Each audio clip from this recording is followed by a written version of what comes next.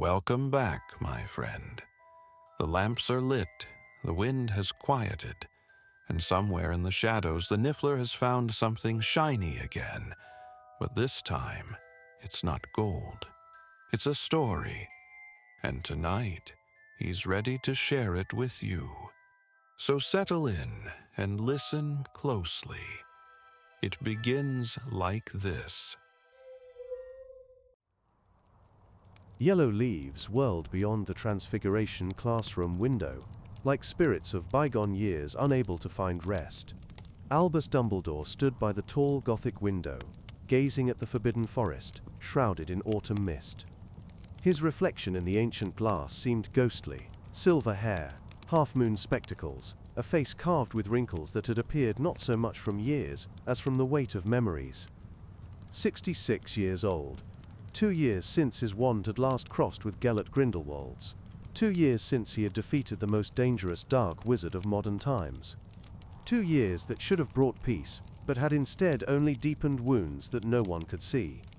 The clock on the mantelpiece struck midnight with its low, almost mournful chime. Dumbledore did not turn.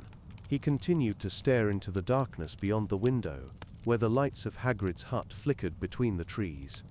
Somewhere in there, within the safe walls of Hogwarts, children slept, knowing nothing of the battles fought long before their birth, knowing nothing of the price that had to be paid for their safety. Suddenly the air in the office trembled, not as it did during apparition. This was different, older, like the tremor of reality when someone uses forbidden magic. Dumbledore turned, and his hand instinctively reached for his wand. On his desk, among the pile of unmarked student essays and Transfiguration tomes, lay a letter. It had not been there a moment ago. Albus was absolutely certain of that. The envelope was old, the parchment yellowed with age, and the seal dark red, almost black. Dumbledore stepped closer, and his heart constricted. He recognized this seal. It belonged to a time when the world seemed simpler, when the future glittered with possibilities rather than regret. The Algiz rune, an ancient symbol of protection. But this symbol had a crack down its center. Dumbledore took the letter, and his fingers trembled. The parchment was cold, unnaturally cold, as if it had lain in a freezer for centuries. He broke the seal. It crumbled to ash that vanished before it could fall to the desk. Inside was a single sheet, and the handwriting on it made Dumbledore freeze. Gvard Windermere. 4 years. 4 years since the brilliant theorist of magic and researcher of ancient runes had vanished in the mountains of Transylvania, searching for traces of a forgotten civilization of wizards. He was never found. The ministries of magic of 3 countries declared him dead. Dumbledore had been at the memorial service in London, listening as colleagues spoke of a genius taken too soon. And now, his handwriting. Familiar, with characteristic flourishes on the letter G, with a slight rightward slant. But something was wrong. The ink. Dumbledore held the letter closer to the firelight. The words were not written in ink. This was blood. Old, dried, but unmistakably blood. His voice, when he began to read, sounded quiet in the empty office. Albus, if you are reading this, I am dead. I am sorry I cannot say goodbye properly, cannot explain everything I should. But there is no time, and those who come for me must not discover I wrote this. Gellert lied to us all, lied to you, to me, to the entire wizarding world. His defeat was not the end, it was foreseen. He knew you would win. He planned it. There is not one seal, there will be 3. I have seen the first of them. It lives, it thinks, it seeks. The first has already found a new chosen one, and he believes he continues a cause greater than anything we can imagine. They call themselves the Silver Throne. They believe in Grindelwald's legacy as fervently as they once believed in him. Seek the Silver Key in the place where light is conquered. There you will find the beginning. But be careful, Albus, the seals are not merely magic. They are memory, they are will, they are everything Gellert was, and everything he dreamed of becoming. Forgive me for what I could not. The letter broke off. The last word dissolved into a stain, as if the hand that wrote it had suddenly lost its strength. Dumbledore slowly sank into his chair. The letter trembled in his hands, and not from the wind that crept through the cracks of the old castle. He read and reread the words, hoping they would change, that he had misunderstood something. Gellert lied to us all. There is not one seal. There will be 3. He closed his eyes, and memories washed over him like a dark wave. Summer 1899. Godric's Hollow. The air smelled of freshly cut grass and roses from his mother's garden. Gellert sat on the windowsill in his room, his fair-haired profile outlined against the evening sun. He spoke of the future, of a world where wizards would no longer hide, of abolishing the statute of secrecy, of the greater good. "Imagine it, Albus," he said, and his voice was filled with such passion that it seemed reality itself was ready to change at his words. "A world where our children grow up free, where they need not hide their true nature, where magic serves not individuals but all of humanity." "And what?" young Albus asked, his heart beating so fast from the proximity of this brilliant, impossible youth. "Do you think the price should be?" Gellert turned, and his eyes, those remarkable hypnotic amber eyes, looked straight into Albus's soul. "Any price," he whispered, "for the greater good." Then it had seemed heroic. Then Albus believed every word. And then there was that terrible evening when everything fell apart. Aberforth, who challenged their dreams. The duel that erupted from nothing, spells flying in the darkness, and Ariana, his sweet, broken Ariana, falling, struck by a spell that none of them could identify. He still did not know whose wand had killed her. His, Aberforth's, Gellert's? Perhaps it was better not to know. Gellert vanished that same night. And Albus was left with his sister's body in his arms, and the realization that his dreams of the greater good were built on sand. Dumbledore opened his eyes. The office seemed darker, colder. The fire smoldered, casting long shadows on the book-lined walls. He planned it. Could Gellert, even at the height of his power, have foreseen defeat? Could he have created some way to survive his fall? Dumbledore rose and approached the large bookcase in the corner of the office.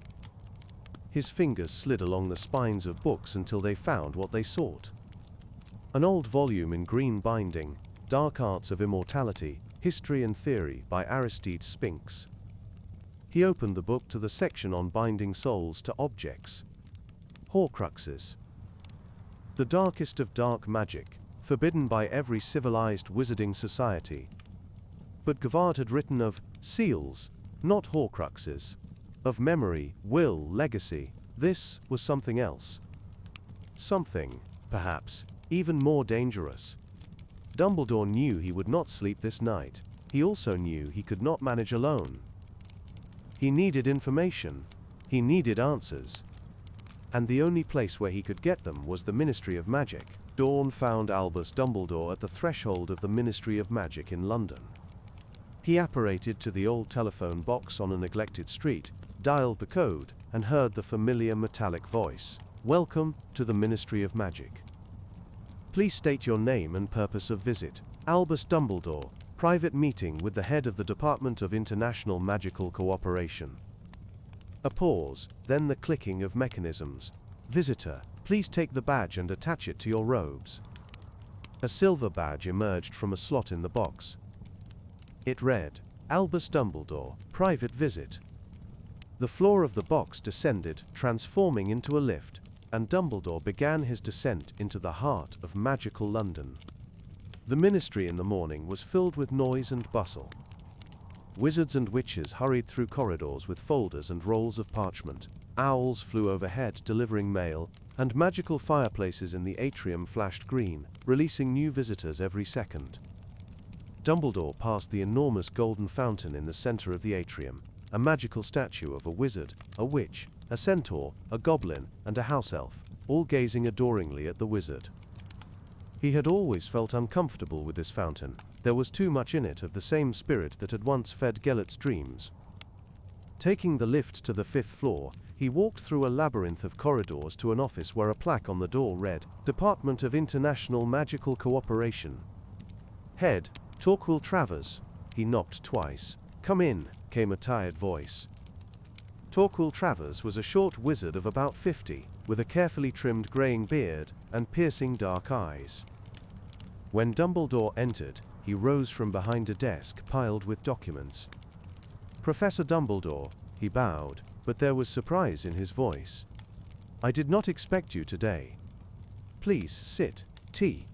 "No, thank you." Dumbledore sat in the chair opposite the desk. "Forgive the unexpected visit, Torquil, but a matter has arisen that cannot wait." Travers tensed. He had known Dumbledore long enough to understand. If this man spoke of urgency, the matter was truly serious. "I am listening." Dumbledore withdrew Gavard's letter and placed it on the desk. "I received this last night, from Gavard Windermere." Travers's face changed. "Windermere? But he disappeared 4 years ago. We declared him dead." "He is indeed dead," Dumbledore said quietly. "But before his death, he managed to write this." Travers took the letter, read it, and his face paled. "Grindelwald seals," he whispered. "The Silver Throne. Good God." "You have heard of this?" Dumbledore asked sharply. Travers nodded slowly, as if afraid to confirm his worst fears. "In recent months, we have been receiving disturbing reports from the continent. A series of strange deaths among former allies of Grindelwald. At first we thought it was revenge, those who suffered under his regime settling scores. But then..." He rose, approached a safe in the corner of the office, and withdrew a folder marked, "Confidential, Grindelwald Case, Remnants." "Look at this." He spread a series of photographs before Dumbledore. Albus leaned over the desk. Each photograph showed a death scene. Different countries, different circumstances, but one detail repeated in each: a silver symbol, drawn or carved near the body. The symbol resembled a stylized seal with 3 rays emanating from the center. "3 rays," Dumbledore murmured. "3 seals. What?" Travers looked up. "Gavard wrote that there are three seals created by Grindelwald as his legacy." Travers slowly sat down, as if his legs refused to hold him. "If this is true, if Grindelwald truly created something like this, Professor, you understand what this means. His movement could be reborn. Even behind bars, even imprisoned in Nurmengard, he still poses a threat." "That is precisely why I am here," Dumbledore said, and his voice was firm despite the anxiety gnawing from within. "I need permission to visit Nurmengard." Travers flinched. "Visit Grindelwald? Albus, you have not seen him since the day of the duel. Why now?" "Because he is the only one who can tell the truth about the seals." Dumbledore rose. "And because if I do not do this now, it may be too late." Travers looked at him for a long time, then sighed and reached for his quill.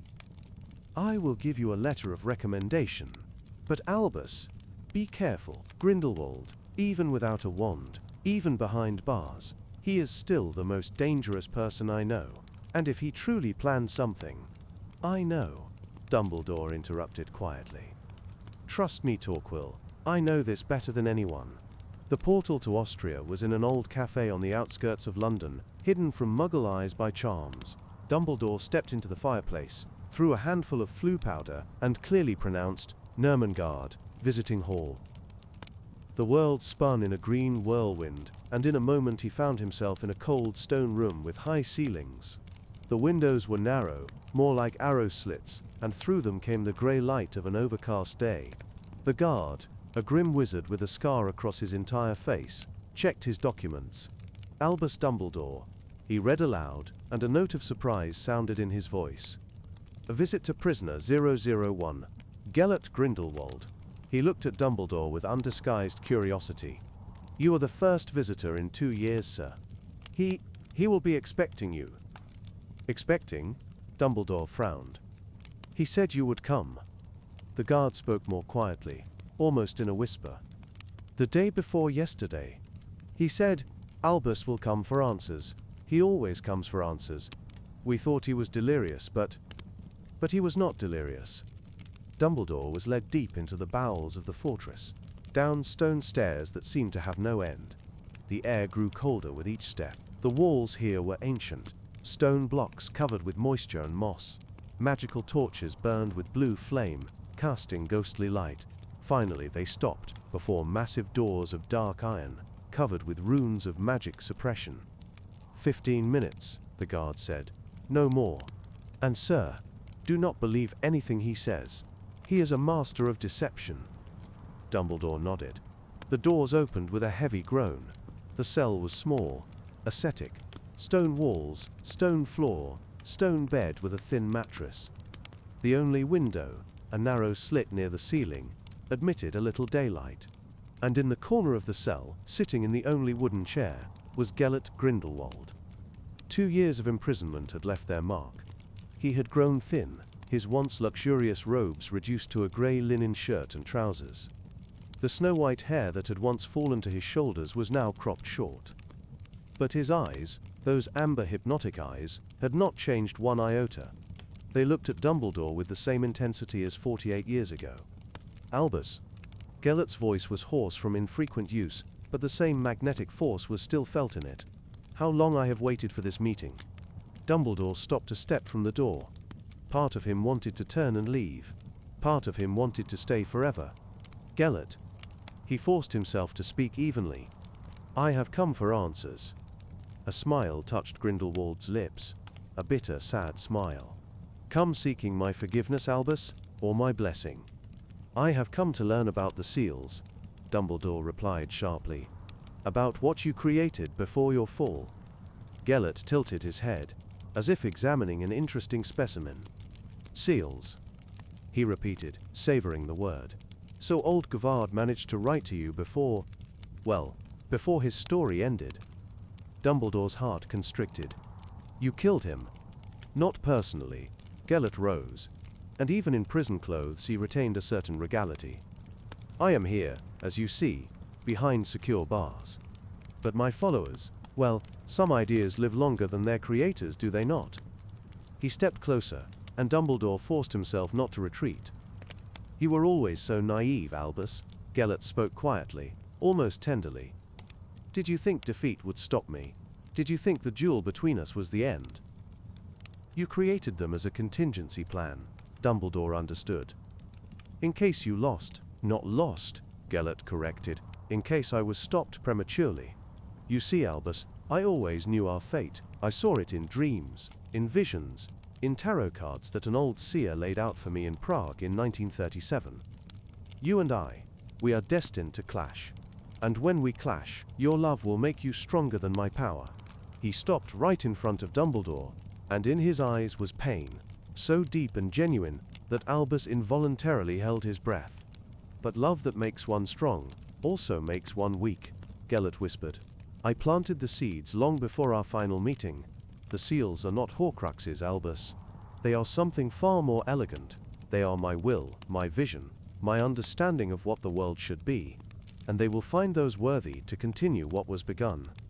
Where are they? Dumbledore asked harshly, struggling with the emotions churning inside. Where are the 3 seals?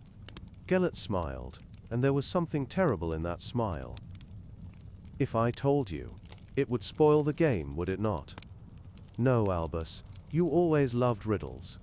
You always loved to seek answers yourself. So seek. Perhaps you will find them before others do. Perhaps you will even manage to destroy them. He turned his back and walked to his chair. But know one thing, old friend. He sat and stared at the window, though nothing could be seen from it but grey sky. In destroying the seals, you will be destroying part of me. And in destroying part of me, you will be destroying part of yourself. For you and I, no matter how you try to deny it, are still connected. The summer of 1899 joined our fates forever. Dumbledore stood, unable to move. Gellert's words echoed in his head, awakening memories he had tried to bury. Time is up, the guard's voice sounded from beyond the door. Albus turned to leave, but Gellert's voice stopped him. Albus. He turned. Gellert was looking at him, and in his eyes Dumbledore saw something he had not expected. Sorrow. If everything had been different. Gellert did not finish the sentence. Dumbledore nodded, because he could not speak. Then the door closed between them, and he was left alone in the cold corridor with a heart beating too fast and a mind full of questions without answers. The portal back to London seemed infinitely long. When Dumbledore finally stepped into the cafe, it was already dusk outside. He sat at a table in the corner, ordered tea he had no intention of drinking, and withdrew Gvard's letter. Seek the silver key in the place where light is conquered. A place where light is conquered. A place of darkness. A place where magic hides from the sun. Dumbledore closed his eyes and allowed his mind to wander. Where could Grindelwald have hidden something so important? Where does light not penetrate? Dungeons, caves, catacombs. But Europe was full of such places. He needed a more specific clue. He opened his eyes again and looked closely at the letter. Perhaps he had missed something? Some detail, some hint? Blood. The letter was written in blood. That in itself was a message. Blood is used in the most ancient magic, in rituals that reach back to times before the founding. Blood binds. Blood remembers. Dumbledore withdrew his wand and quietly spoke. Apparicium sanguinis, a spell of revelation hidden in blood. The parchment flashed with faint red light, and between the lines new words began to appear, written in the same hand of Gvard, but barely visible. Prague. Castle. Emperor Rudolph's alchemical laboratory. Underground, where the sun never shone. Where Gellert studied the magnum opus. Hurry. Prague. Of course, how could he forget? Prague Castle had been one of the centers of European magic for centuries. Emperor Rudolph II in the 16th century had gathered there the largest collection of alchemical texts and created laboratories where the most distinguished wizards of their time worked. And the castle's underground chambers, according to legends, reached so deep that eternal darkness reigned there, and Gellert had been there. Dumbledore suddenly remembered 1938, when Grindelwald was at the height of his power and controlled a significant part of Central Europe. He had conducted some research there.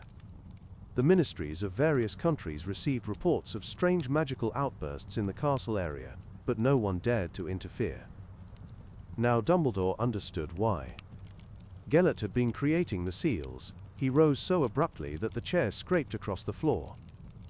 Several cafe patrons turned, but Albus paid no attention. He approached the fireplace, took a handful of flue powder but froze. He could not go there alone. Not after what he had learned. If the Silver Throne truly existed, if Grindelwald's followers were truly seeking the seals, they could be there. But whom to turn to? Who could understand the seriousness of the situation without subjecting him to endless bureaucratic obstacles? An image surfaced in his memory, a young Auror he had met a year ago at a dark arts conference at the Ministry, Kingsley Shacklebolt. No, he was too young, had just finished training. This required experience. Alistair Moody. The old werewolf hunter, paranoid but reliable.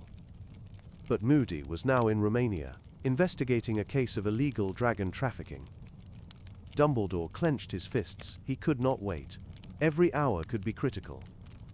He threw powder into the fireplace. Ministry of Magic, Auror Office. A whirlwind of green flame swallowed him. The head of the Auror Office was a spacious but chaotic room, cluttered with maps, files, and magical detectors. Behind a large oak desk sat Arnold Pickett, the department head, a burly wizard with a thick moustache and permanently furrowed brows. Dumbledore. He looked up from documents. Twice in one day, this must be something extraordinary. It is. Albus sat without waiting for an invitation. I need an escort to Prague. A possibly dangerous mission related to remnants of Grindelwald's organization. Pickett frowned even more. Grindelwald's organization no longer exists. We dispersed them after his arrest. Not all of them. Dumbledore placed on the desk the photographs Travers had given him. Look at this, a series of deaths across Europe, all victims, former allies of Grindelwald, all with the same symbol. Pickett took the photographs, and his face changed. 3 rays, he muttered. Good Lord, is this an internal purge? Worse, Dumbledore leaned forward. It is a cult. They call themselves the Silver Throne. And they are seeking something created by Grindelwald as his legacy. Pickett was silent for a long time. reviewing the photographs again and again. "All right," he finally said. "I will give you 2 auras, the best I have." "Thank you, Arnold. Do not thank me." Pickett looked at him seriously. "If this is truly connected to Grindelwald." "Professor, be careful. You defeated him once, but his followers may be even more dangerous. They lack his genius, but they have fanaticism." Dumbledore nodded. He knew this all too well.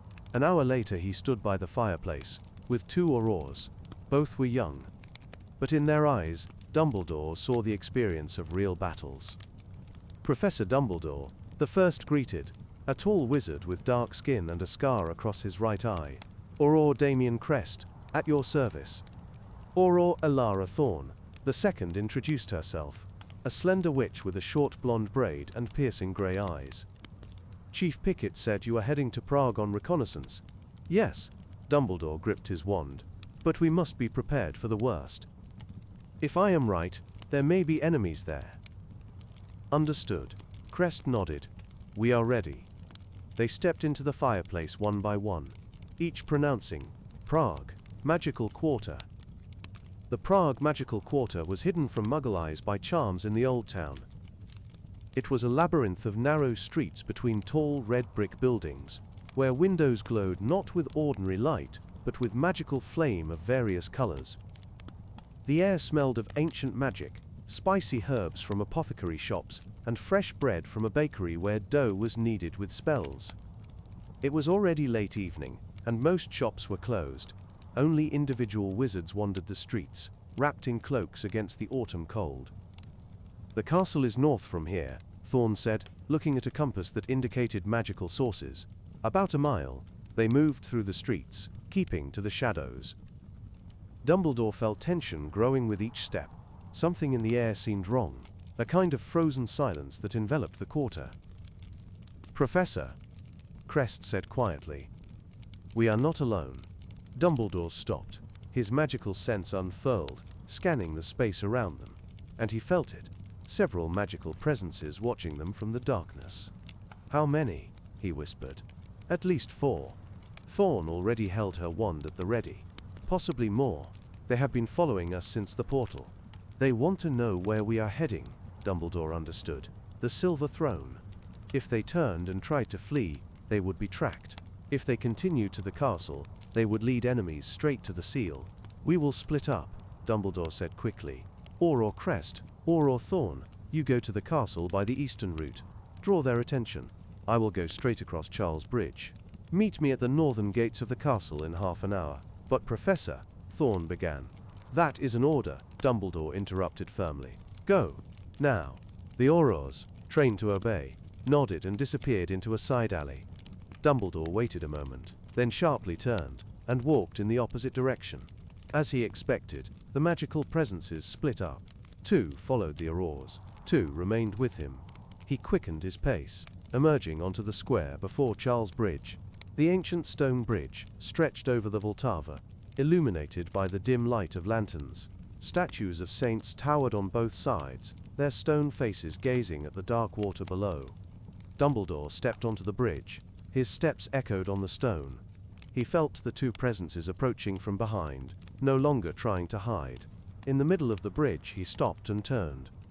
"Enough hiding," he said into the emptiness. "Come out."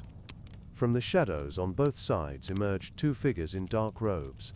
Their faces were hidden by hoods, but Dumbledore saw the gleam of silver masks beneath them. The Silver Throne. Albus Dumbledore. The voice of the first figure was low, muffled by the mask. "Conqueror of the Master, what an honor to see you here." "If you know who I am," Dumbledore replied calmly, "then you know I have no intention of allowing you to continue Grindelwald's work." The second figure laughed, a sharp, unpleasant sound. "Continue, Professor, you do not understand. We are not continuing, we are completing what he began.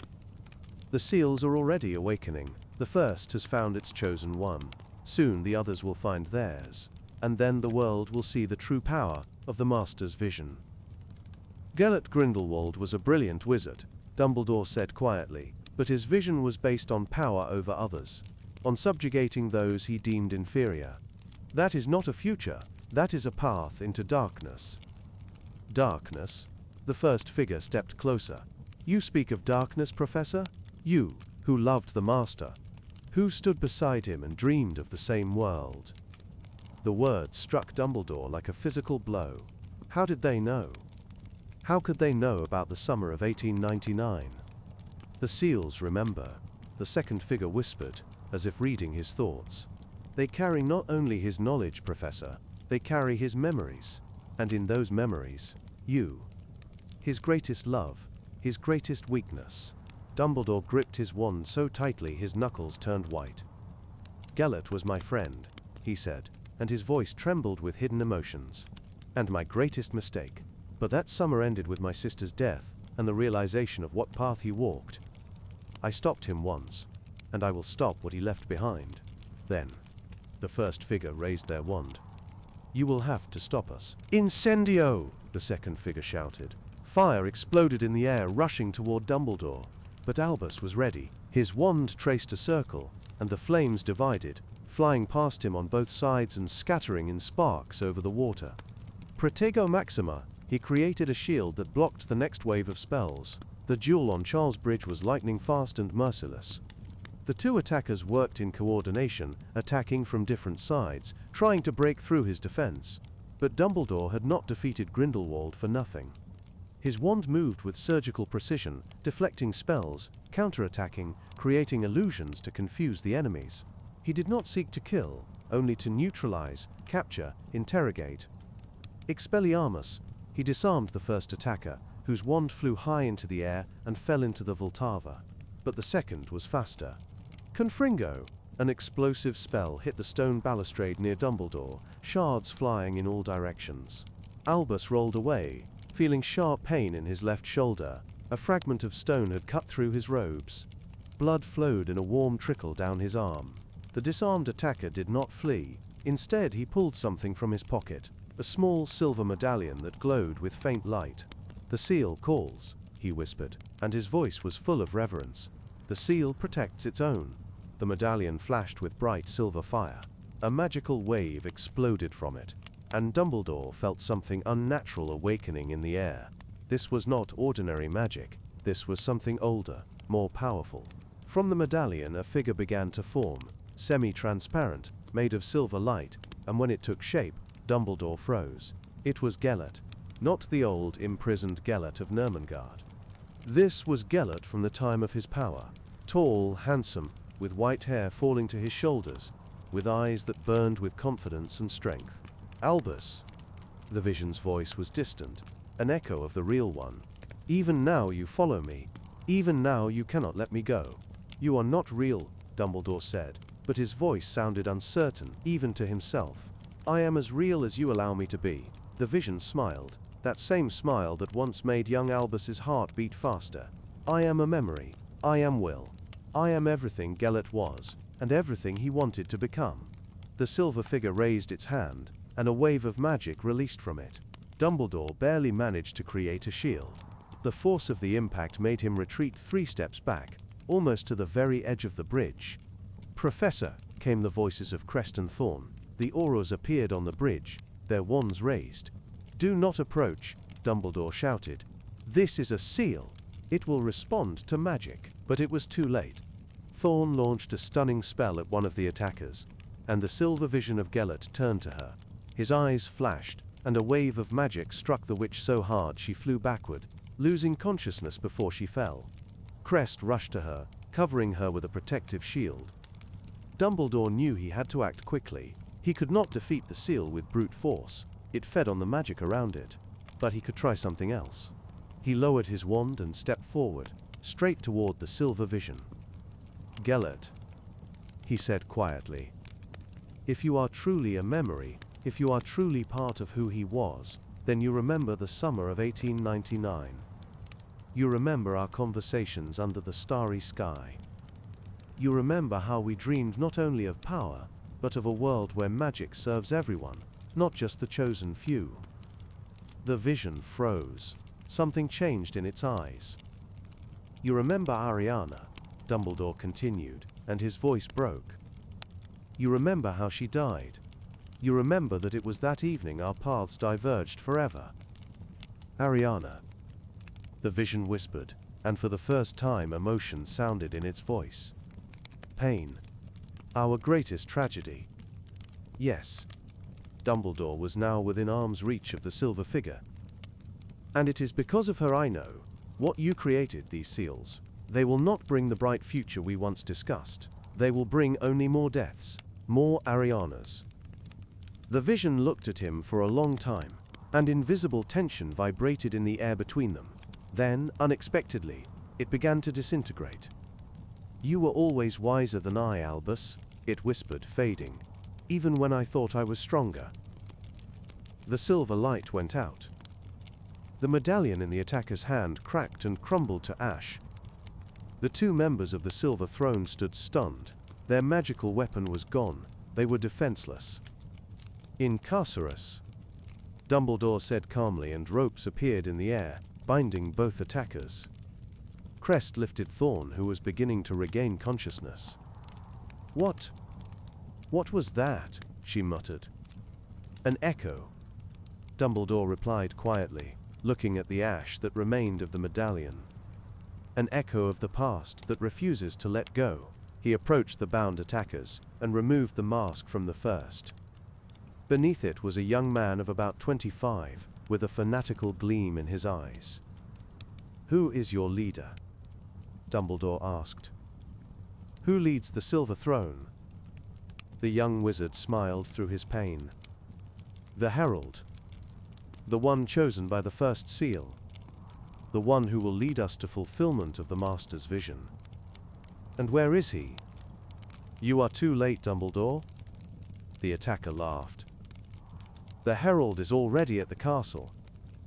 He has already found the silver key. You cannot stop him. Dumbledore straightened. The time for games was over. Crest. He addressed him. You and Thorn will deliver these two to the Ministry. I am going to the castle. Alone? Crest frowned. Professor, that is too dangerous. That is precisely why I go alone, Dumbledore replied firmly. If this is truly a trap, there is no sense risking more lives. Wait for me until dawn. If I do not return, tell the Ministry everything you learned today. Without waiting for an answer, he turned and walked off the bridge, climbing the steep street to the castle that towered over the city as a dark silhouette against the night sky. Prague Castle at night was entirely different from during the day. The magical protective perimeter that shielded it from muggles created an aura around it that seemed almost alive. The air trembled with ancient magic, laid down centuries ago. Dumbledore passed through deserted courtyards, where statues of saints watched him with empty stone eyes. His footsteps echoed off the cobblestones, and each sound seemed too loud in the nocturnal silence. He knew where to go. Emperor Rudolph's alchemical laboratory was a legend among wizards, but few knew its true location. Most thought it was somewhere in Golden Lane, where alchemists and craftsmen once lived. But Dumbledore knew better. The true laboratory was beneath the old royal palace, deep in dungeons carved into the rock itself. No natural light penetrated there. It was a place of eternal darkness, perfect for the most dangerous alchemical experiments. He found the entrance, ancient oak doors carved with alchemical symbols, hidden behind a tapestry in one of the palace's forgotten rooms. The doors were open. Someone had been here before him.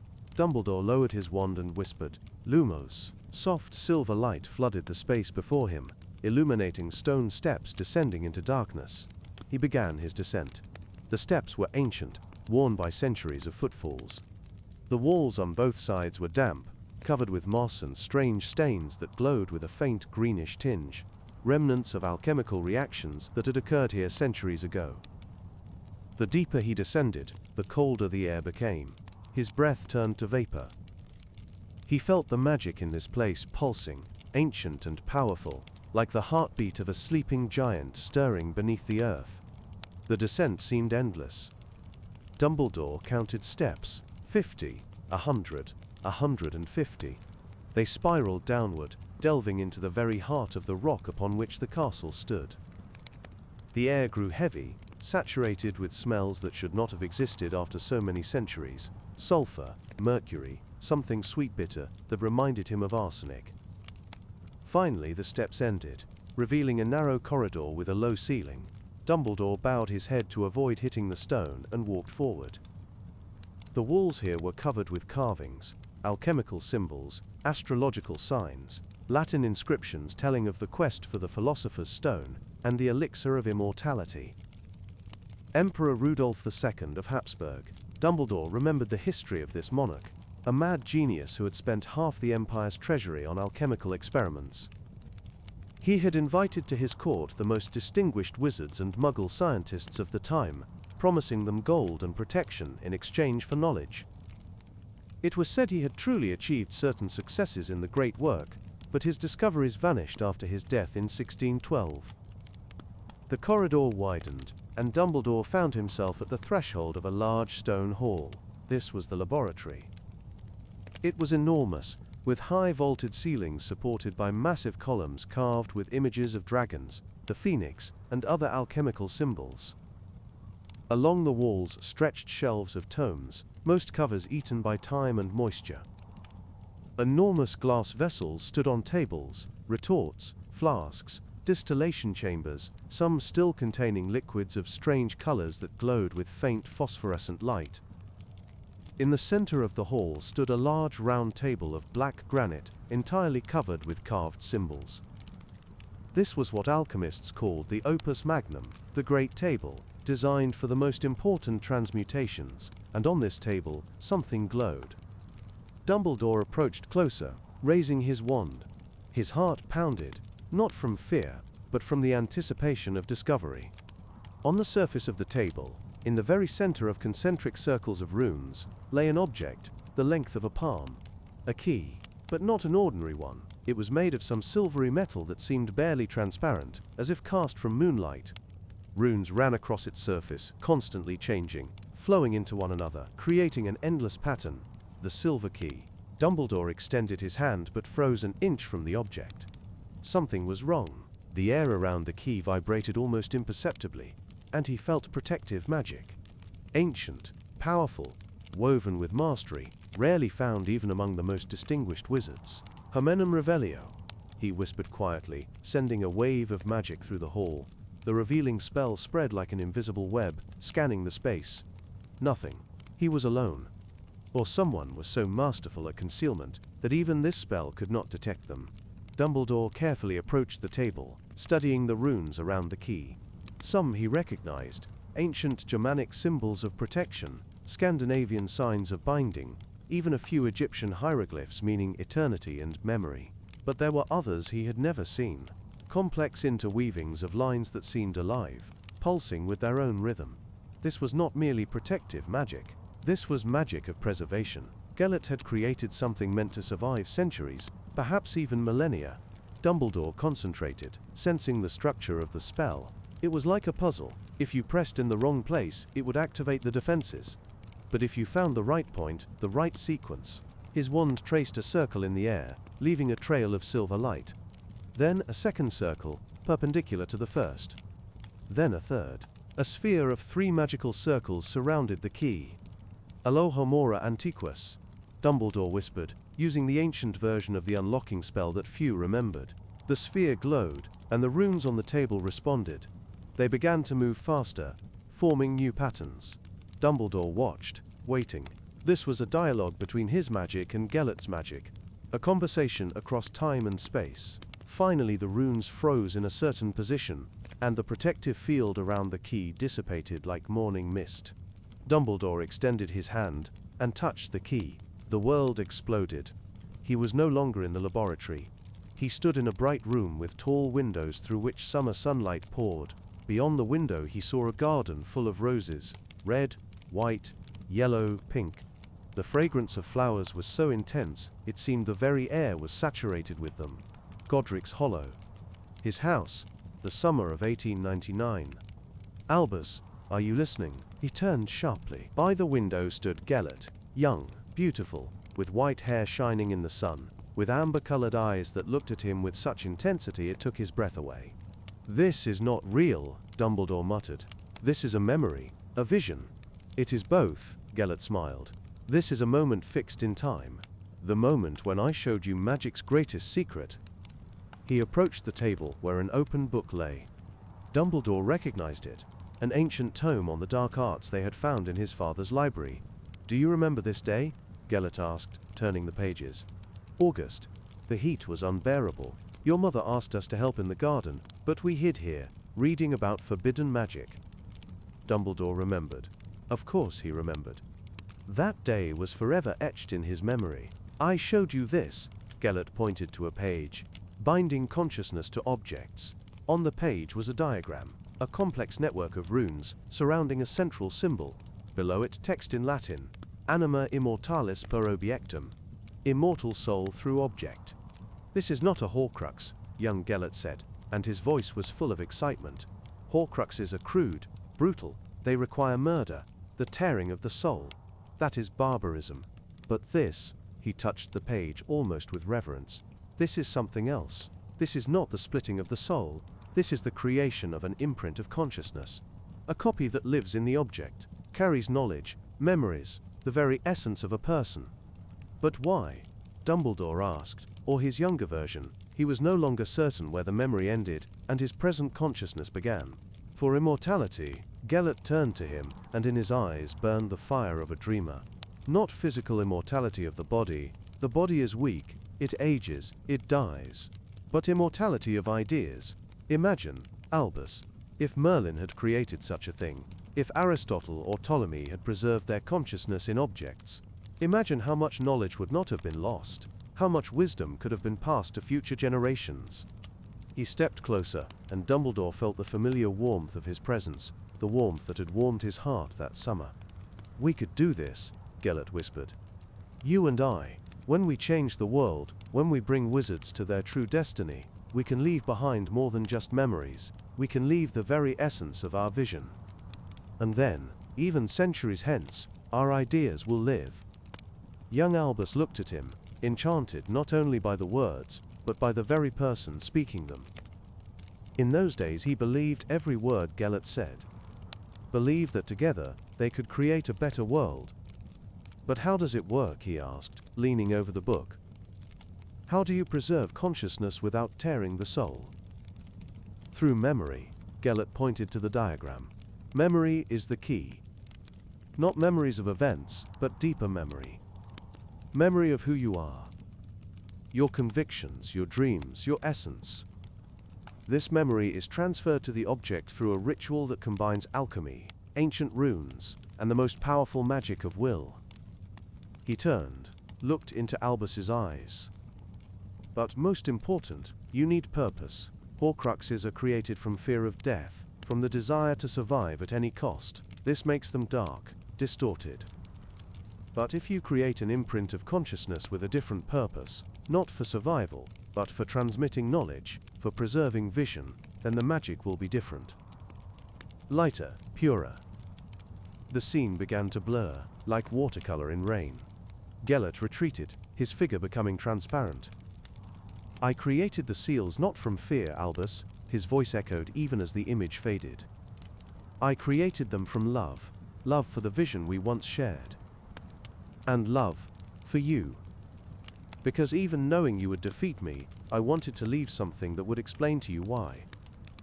Why I did what I did." "Gellert!" Dumbledore cried out, extending his hand, but touched only empty air. The world returned. He stood again in the alchemical laboratory, clutching the silver key in his hand. The object was warm, pulsing almost imperceptibly, like a living heart. Dumbledore sank to his knees, his breathing heavy, uneven. The vision had been so real. He had smelled the roses, felt the warmth of the summer sun, felt Gellert's presence, so intense it seemed, as if they were truly together again in that room, young and full of hope. But this was not merely a memory, this was part of Gellert's consciousness, preserved in the key. A part that remembered that day, remembered their conversations, remembered the dreams they had shared. Dumbledore rose, leaning on the edge of the table, his hands trembled. He looked at the key more closely. Now, after contact, he could see more. The runes on its surface no longer seemed random. They formed a message, encoded in a language known only to the two of them. "Seek me where water remembers," he read aloud. "Where the moon reflects in the lake of time, the first seal awaits beneath the waves of memory. Water. Lake. New moon." Dumbledore closed his eyes, sorting through the geography of Europe in his memory. Where could Gellert have hidden the first seal? It had to be a place with meaning, a place connected to water. Suddenly his eyes flew open. He remembered. Gellert had told him that summer about his childhood in Switzerland, about the lake near Geneva, where he had learned water magic. But not Geneva, another place. Scotland. Loch Ness. An ancient lake, full of magic and legends. A place where time seemed to stand still, where the water remembered events from millennia past. Of course. Gellert had always loved symbolism. Dumbledore carefully tucked the key into the inner pocket of his robes. The object was warm even through the fabric, and he felt the magic in it pulsing like a second heart. He looked around the laboratory once more, memorizing details. This place held within it echoes of centuries of magical experiments, dreams of immortality, and the quest for absolute knowledge. Emperor Rudolph had spent years of his life here, seeking the Philosopher's Stone. And 4 centuries later, Gellert Grindelwald had used these dungeons for his own attempt to conquer death, not physical, but the death of ideas. Albus approached one of the ancient tomes on the shelf. The book crumbled at his touch, but he managed to see the title on the cover, De Immortalitate Animae, on the immortality of the soul, Latin text, written in the hand of a long-dead alchemist. How many people had dreamed of eternity? How many had tried to cheat death, preserve themselves for future generations? And what remained of it? Dust, rotted books, forgotten names. Gellert had been cleverer than most. He had understood that true immortality was not in preserving the body, or even the soul, but in preserving ideas, thoughts, vision. But was this wisdom, or the deepest form of pride? Dumbledore did not know the answer, perhaps both at once. He approached the exit from the laboratory, but at the threshold froze. Something made him turn and look at the opus magnum, the great black table in the center of the hall. The runes on it no longer glowed. The protective magic dissipated after he had taken the key. But now he noticed something else. In the very center of the table, where the key had lain, a date was carved, 1938. Dumbledore approached closer, crouching to see better. Below the date was an inscription in ancient runic language. He translated slowly, assembling the symbols into words. For the one who will come seeking. For the one who still remembers. For Albus.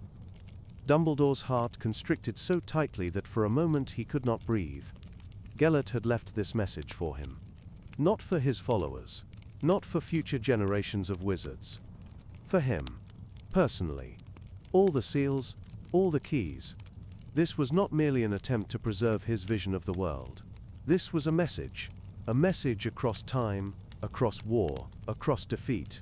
A message from a man who knew he would lose, but could not let go of the only thing that had true meaning for him. Their summer. Their dreams. Their connection. Dumbledore slowly extended his hand and touched the carved name.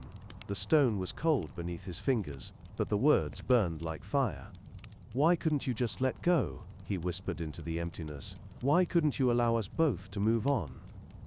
There was no answer. Only the silence of ancient dungeons, like the breath of centuries.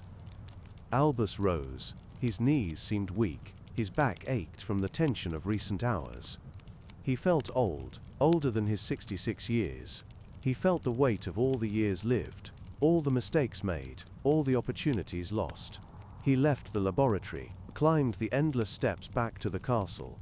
When he finally emerged into fresh air, dawn was breaking. The sky over Prague was grey, overcast with clouds promising rain. The air smelled of moisture and autumn leaves. The city was awakening.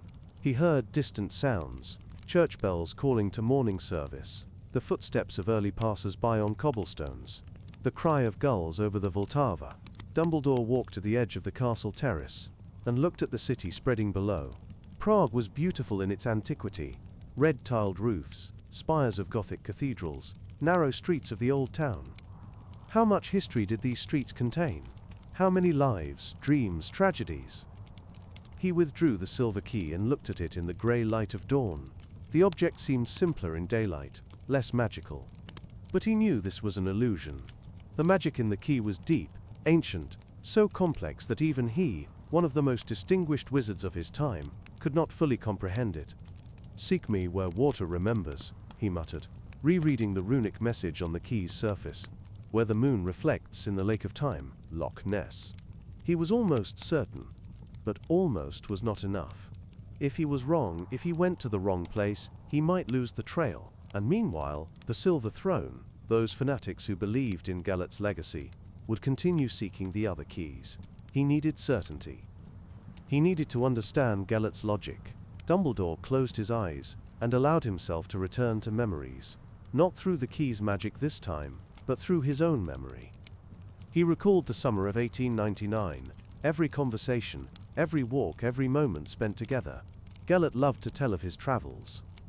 He had seen so many places in his youth: Durmstrang in Scandinavia, the alchemical laboratories of Prague, the ancient libraries of Alexandria. But there was one memory to which he returned again and again: a lake in Scotland. He had told how at the age of 12 his family had visited relatives near Inverness. And there, by Loch Ness, young Gellert had first felt true magic. Not spells from books, not tricks taught at school, but wild, primordial magic that pulsed in the waters of the ancient lake. "The water there is different," he said, and his eyes glowed with the memory. "It remembers a time when the world was young. When magic was part of nature itself, not something hidden." Albus remembered asking, "Remembers what exactly?" And Gellert had smiled, that enigmatic smile that always meant he knew something important. "Everything," he replied simply. "Water is the most perfect memory. It takes the shape of any vessel, but retains the imprint of everything that once touched it. In Loch Ness the water is so ancient, it remembers the magic of the first wizards, and if you know how to listen, it will tell its secrets." Then young Albus had thought it was just poetic metaphor, but now, holding the key in his hands, he understood. Gellert had been speaking literally. He had created the first seal there, in the waters of Loch Ness. The place where water remembers. The place of his first encounter with true magic. Dumbledore opened his eyes. The decision was made. He had to go to Scotland, to Loch Ness, find the first seal. But first he needed to inform someone, leave a trail in case something went wrong. He could not risk the knowledge of the seals disappearing with him, if the Silver Throne proved stronger than he expected. Albus withdrew from his inner pocket a small notepad and pencil. Wizards rarely used such muggle things, but Dumbledore had always believed the simplest solutions were often the best. Magical messages could be intercepted, forged, read. But a simple note, written in pencil on paper, he wrote quickly, concisely. "Torquil found the first key in Prague. It leads to Loch Ness, Scotland. The seals are not horcruxes, but imprints of consciousness, created through alchemy and ancient memory magic. Gellert created them as a way to preserve his vision after defeat. The Silver Throne is a real threat. They know about the keys and are seeking them. Be vigilant. If you do not receive word from me within 3 days, send auras to Loch Ness. Trust only those you know personally. Adi." He folded the note, sealed it with a simple muggle seal, and wrote Torquil Travers's address on the envelope. Then he withdrew his wand and whispered, "Expecto Patronum." Silver light exploded from the tip of his wand, forming in the air. His Patronus always evoked mixed feelings. It was a phoenix, majestic and beautiful, spreading wings of pure light, a symbol of rebirth, hope, immortality. Was it not ironic that his Patronus was a symbol of the very thing Gellert had tried to achieve through his seals? "Deliver to Torquil Travers at the Ministry," he quietly commanded, personally into his hands, no one else. The phoenix seized the envelope in its talons and soared into the sky, leaving behind a trail of silver sparks. In a moment, it vanished behind the clouds. Dumbledore watched until the last sparks faded. Then he turned to face the city. Crest and Thorn were to be waiting for him at the northern gates. He had told them to meet at dawn. It was time to go. He walked through the deserted castle courtyards, descended the stairs to the lower terrace. Two auras stood by the gates, their figures outlined against the grey sky. When they saw him, both straightened. "Professor," Crest greeted. "Are you all right? We heard sounds from the dungeons." "I am fine," Dumbledore nodded. "I found what I was seeking." "And the members of the Silver Throne?" Thorn asked, her hand instinctively reaching for her wand. "They were not in the laboratory," Albus replied, which was true. "But they know of this place.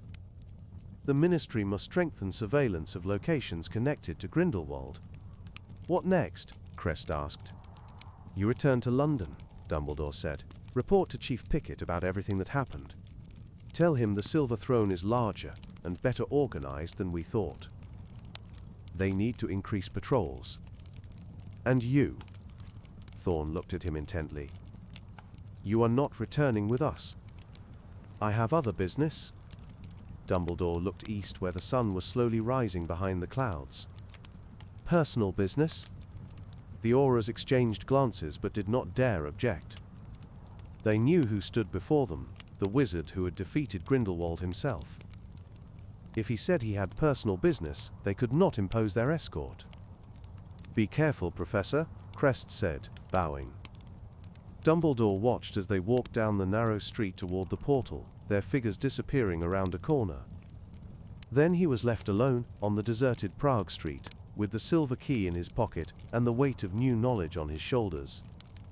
He now knew what the seals meant, knew why Gellert had created them, and knew that the only way to stop the Silver Throne was to find all three seals before they did, and destroy them.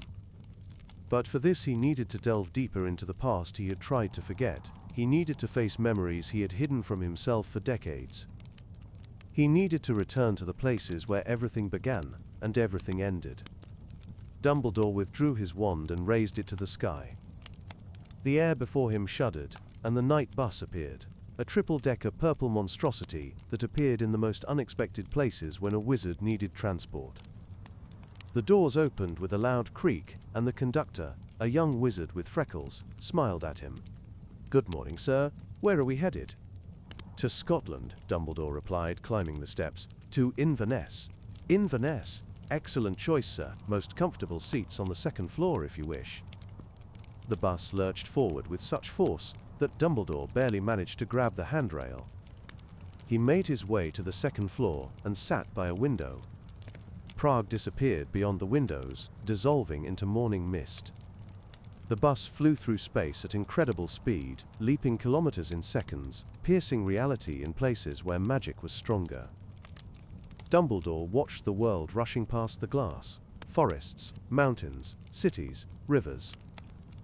Europe was awakening to a new day, unaware of the battle unfolding in shadow, of a dark wizard's legacy that refused to die. He withdrew the key and held it in his palm, feeling its warmth. The object pulsed in a rhythm reminiscent of a heartbeat. Was this his imagination, or was the key truly alive in some strange, incomprehensible measure? In his consciousness surfaced words from the vision, words of young Gellert. Memory is the key. Not memories of events, but deeper memory. Memory of who you are.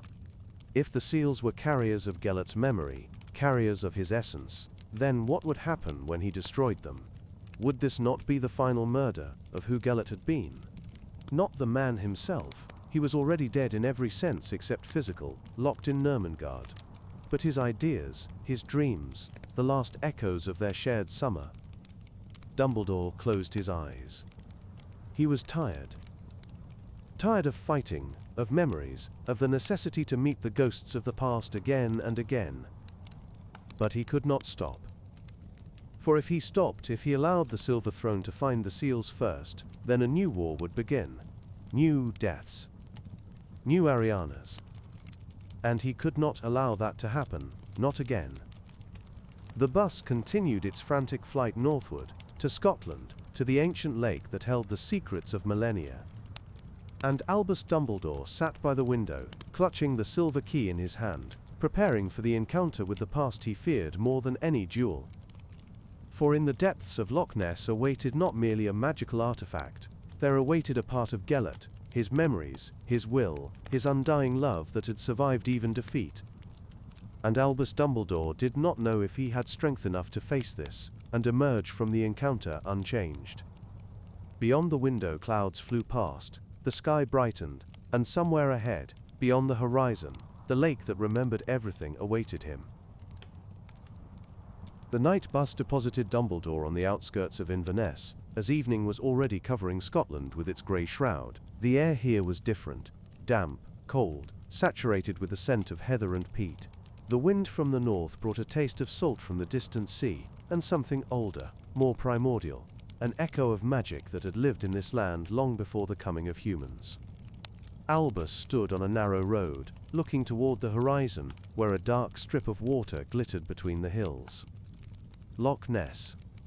The lake that stretched 23 miles along the Great Glen, its depths reaching over 200 meters in the deepest places. The ancient Scots believed that something ancient and powerful lived in its waters.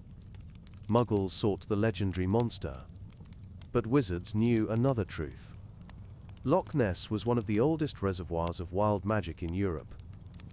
Its waters remembered times when druids walked these lands, when magic was part of every stone, every tree, every breath of wind.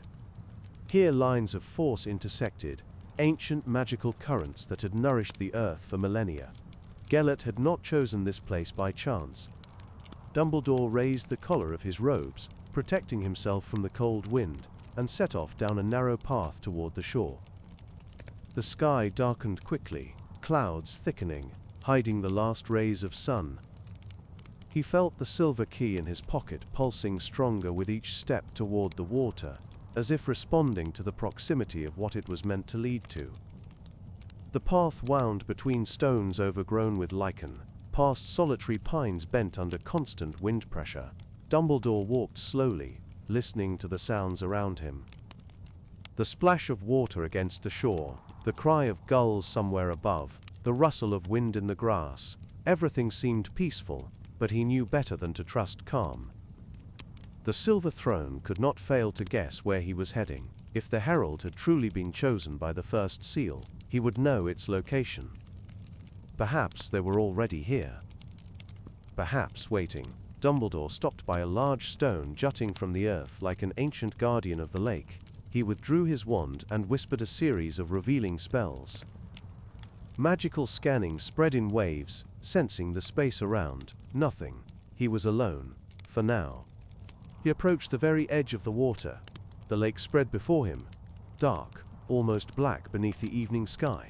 Waves gently beat against the rocky shore, and the water's surface seemed endless, vanishing into twilight on the horizon. Dumbledore withdrew the silver key. In the fading light, the object gleamed with a special radiance. The runes on its surface glowed with faint moonlight, though the moon was not yet visible. He crouched and touched the key to the surface of the water. The reaction was instantaneous. From the point of contact, circles of silver light spread, propagating across the water like ripples from a thrown stone. But these circles did not disappear. They grew, expanded, and where they passed, the water began to glow from within. The pattern formed slowly, a complex mandala of runes, symbols, geometric figures. Dumbledore recognized some of them. Ancient signs of water, symbols of memory, runes of binding. But most were unfamiliar, unique, created perhaps by Gellert himself. When the pattern was complete, from its center, where the key touched the water, a column of light began to rise. It stretched upward to the sky but simultaneously went downward into the lake's depths, as if connecting the surface with what was hidden beneath it. Dumbledore stood. He knew what he had to do next, though no one had told him, though there were no instructions. The knowledge came through the key itself, through contact with Gellert's magic. He had to enter the water, follow the light into the depths, find the first seal. But there was one problem. He could not breathe underwater forever, even with the most powerful charms. And the depths of Loch Ness were immense. How much time would he need? How much magic would he spend maintaining life underwater? Dumbledore concentrated. He recalled everything he knew about water magic, about ancient transformation spells. There was one way, complex, dangerous, which he had used only twice in his life. partial transfiguration.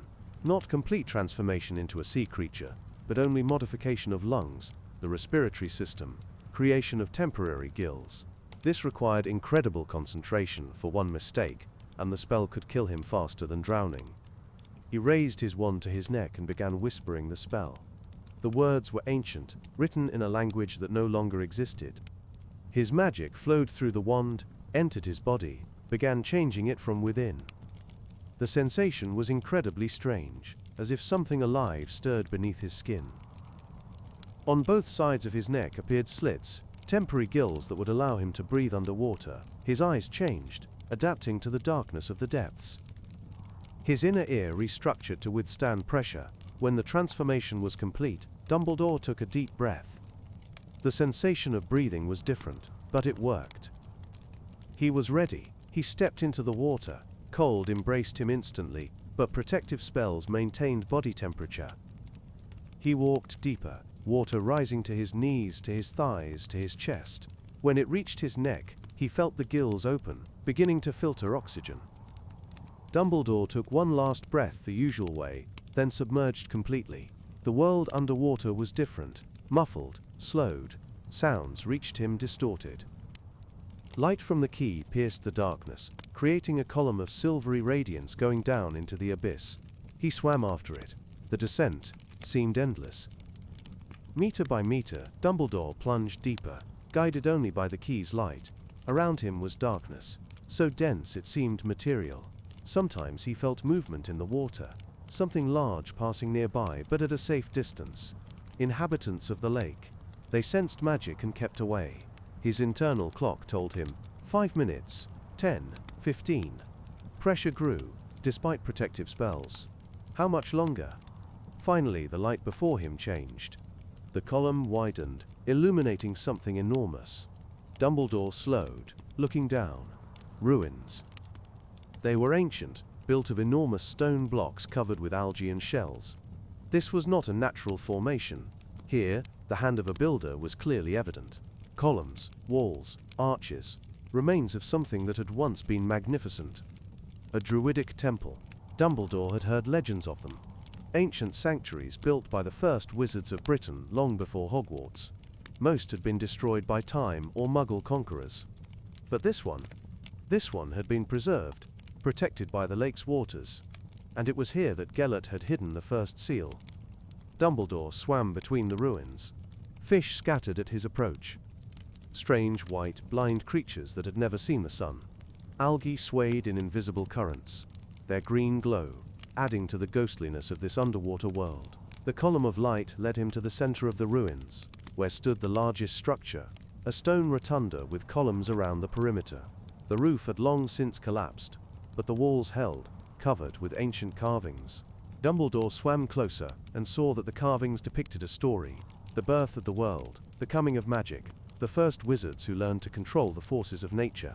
In the center of the rotunda, where the column of light ended, was something that made Dumbledore's heart stop. A sphere. It floated in the water, attached to nothing, ignoring gravity. The size of a human head, it consisted of pure light, silver, shimmering, alive. Inside it moved images, memories, fragments of reality overlaying one another, creating an endless kaleidoscope. The first seal. Dumbledore swam closer, enchanted and frightened at once. Even through the water he felt the magic radiating from the seal. Ancient, powerful, complex. This was not dark magic in the classical sense. This was something else. Something that balanced on the edge between light and shadow, between life and memory. He extended his hand. His fingers touched the sphere's surface. Reality tore apart. He stood in a great hall with a high ceiling and stained glass windows. Sunlight poured through the colored glass, painting colorful patterns on the stone floor. Beyond the windows he saw mountains covered with snow. Nurmengard. Not the prison the fortress would become later. This was Nurmengard in its days of glory, when Gellert Grindelwald ruled from here, when his followers came here from all over Europe. They do not understand. Gellert's voice echoed in the hall. Dumbledore turned. Gellert stood by an enormous table on which lay a map of Europe, marked with countless symbols. He was in his prime, about 40 years old, white hair falling to his shoulders, face stern but beautiful. He wore a dark robe with silver runes. "Who does not understand?" someone asked. Dumbledore looked toward the voice. By the window stood a young man of about 25, dark hair, sharp features, eyes burning with fanatical devotion. Wolf Schwarzenberg. The Herald. "Everyone," Gellert replied, and weariness was in his voice. "My allies believe we fight for power. My enemies think I seek tyranny. But the truth is far more complex." "You seek a better world," Wolf said, "a world where wizards no longer hide." "Yes," Gellert turned to him. "But they do not see the price. Do not see the sacrifices required. Albus, he always saw too much." At the mention of his name, Dumbledore flinched. This was a memory. He could not interfere, only observe. "Albus Dumbledore." Wolf spoke the name with hatred. "The one who betrayed you." "No," Gellert said unexpectedly softly. "The one I betrayed. I promised him a bright future and led him to his sister's death. I promised wisdom and brought war." He approached the window, looking at the mountains. "Albus was always too soft." He continued more quietly. "Too human. That is his strength and his weakness. If he wins, and he will win, I know this, he will have to live with it, with the realization that he killed the man he once loved." "Then why?" Wolf asked. "If you know you will lose, why continue?" Gellert turned to him, and on his face was a smile, sad but determined. "Because some ideas are more important than individual lives. Even my own. I have created the seals, Wolf. 3 constructs that preserve not merely memories, but the very essence of my convictions. They will wait. And when the time comes, when the world is ready, they will find those worthy to continue what was begun." "But Dumbledore will seek them," Wolf said. "Yes," Gellert agreed. "And that too is part of the plan. Albus must confront them, must see what I have left. Only then will he understand. Only then will he learn the truth about why I did what I did." He approached the table and took something, a small silver object that glowed. A prototype of the key. "If I am defeated," Gellert said, and his voice filled with such conviction that Dumbledore observer felt cold, "my ideas must live. The most worthy will find the seals and continue what I began. And Albus will learn that love and hate are 2 sides of the same coin. And that sometimes the hardest thing is not fighting an enemy, but living with the memory of who he was before he became an enemy." The scene began to disintegrate, but before vanishing completely, Gellert turned to face directly where Dumbledore observer stood. "I know you are here, Albus," he whispered. "The seal allows me to sense your presence, and I want you to know, I never regretted that summer, us, what we could have become together. The only thing I regret is that my ambitions were stronger than my love for you." Gellert's image dissipated, like smoke. Dumbledore returned to the underwater rotunda so abruptly that for a moment he forgot where he was. Water around, cold, darkness. But the seal before him glowed brighter, as if reacting to his touch. Now he understood. Gellert had created the seals not merely as a way to preserve his ideas. He had created them as a message. For Albus. For the man he had loved and betrayed. For the man who had defeated him and had to live with it. Each seal contained part of the story. Part of the truth. And together they composed an answer to the question Dumbledore had never dared ask aloud. Why? Why had Gellert chosen this path? Why could he not stop? Why could he not let go of the dream of the greater good, even when it turned into a nightmare? Now Albus knew. Gellert believed, truly, sincerely believed, that he was doing the right thing.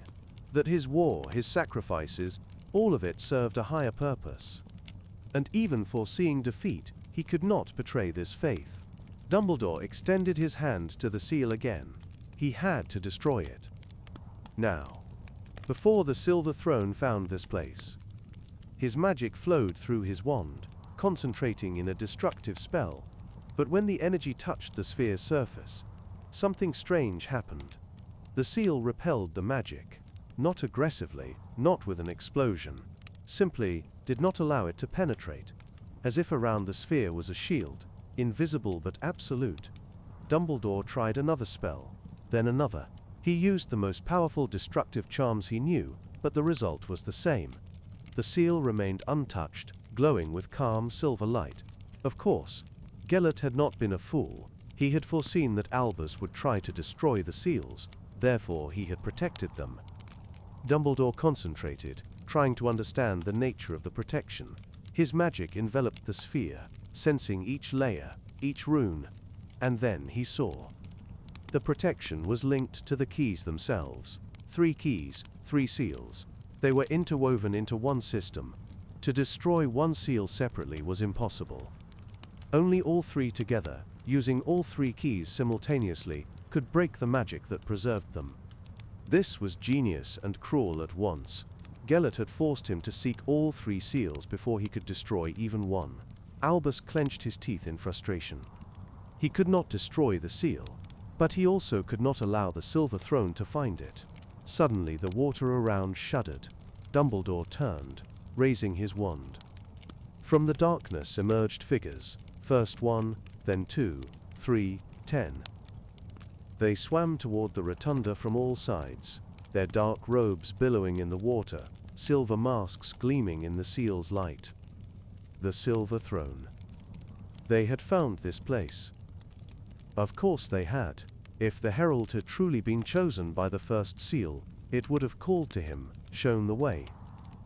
The largest figure, the one swimming in front, raised a hand. Even underwater, Dumbledore heard his voice, distorted by magic of sound transmission through water. Dumbledore. We meet again, the herald, Wolf Schwarzenberg. Albus did not respond. He quickly assessed the situation, 10 against 1. Underwater, where his movement was limited. Far from the surface, where every second of struggle expended magical energy needed to maintain life, the odds were not in his favor. You cannot destroy it, Wolf continued, swimming closer. We know. The seal showed us.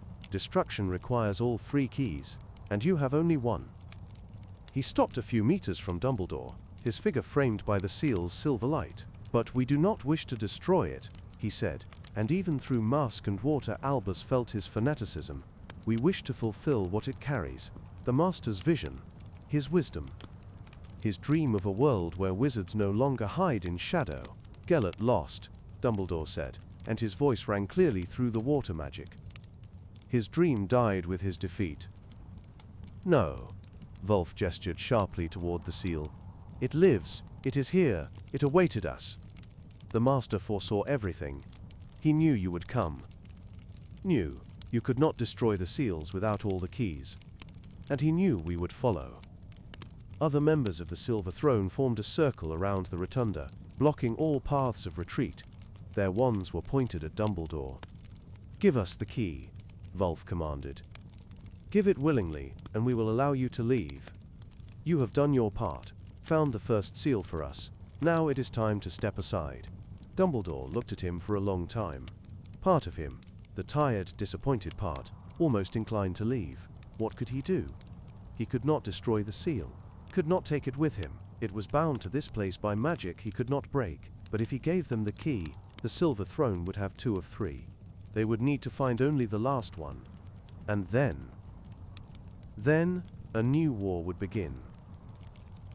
No, Dumbledore said quietly, but firmly. Wolf tilted his head. A pity. I had hoped you would be wiser. He raised his wand, and the others did the same.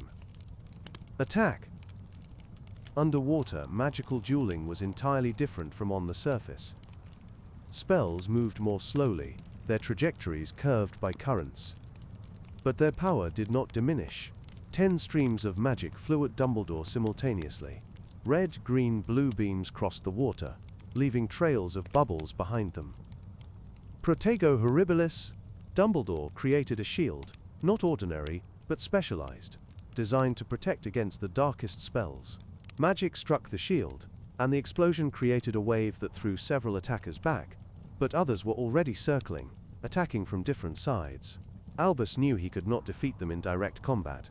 He needed a different tactic. His wand pointed to the rotunda's floor, to the ancient stone slabs. Descendo Maxima! The gravity spell struck the stone, and one of the enormous slabs tore from its place, rising into the water. Dumbledore controlled it like a shield, blocking the next wave of spells. Then he counterattacked, but not against the attackers themselves. That would be futile. Instead, he attacked the rotunda's structure. Bombarda! The explosion destroyed one of the columns. Ancient stone crumbled, large fragments flying in all directions. Attackers scattered, evading, their attack disrupted. Dumbledore used the moment. He lunged toward the seal, seized it, and felt magic burn his palms. The sphere did not want to move, bound to this place by invisible threads of magic. But Albus was no ordinary wizard. He was a master of transfiguration, one of the strongest of his era.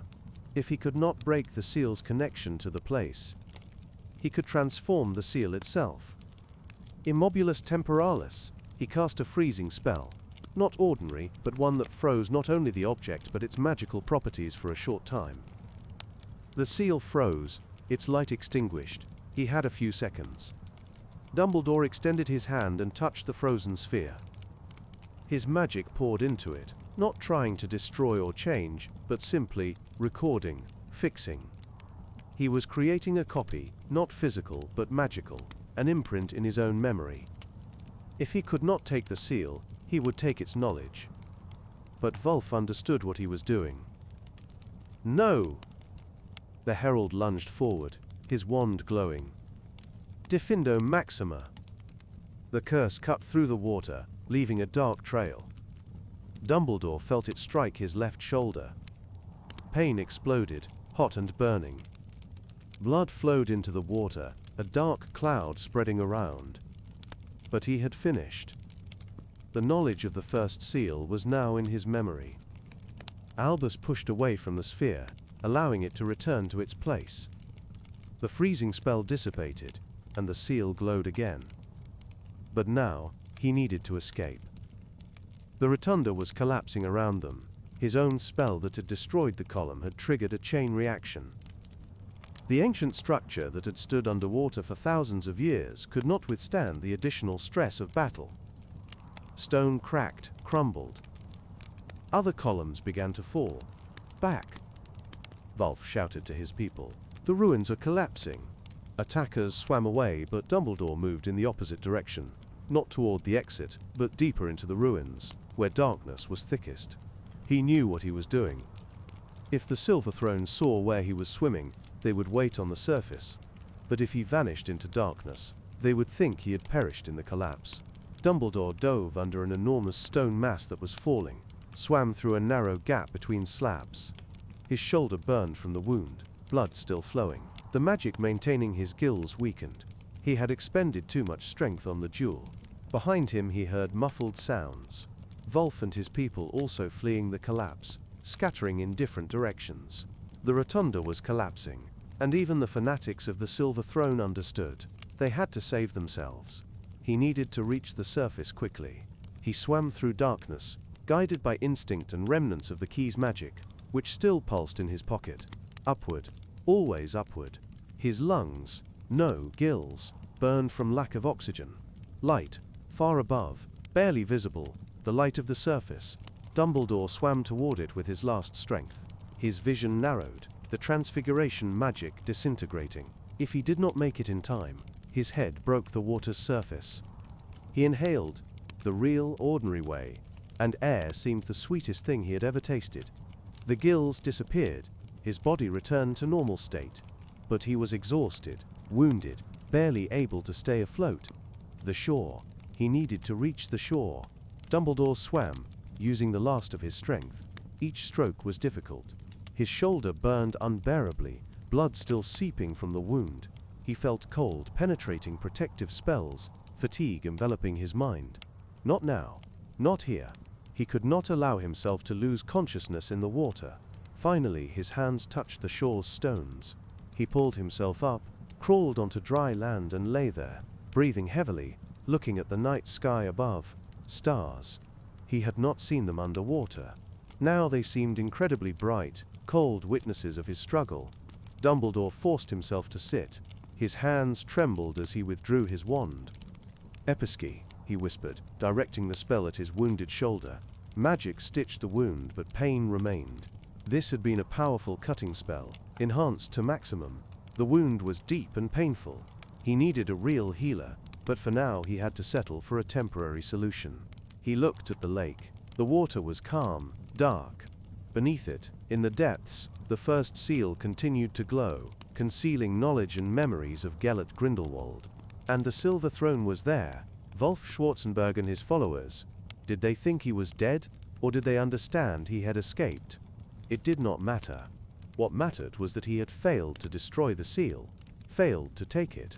All he could do was copy its knowledge into his memory. But was that enough?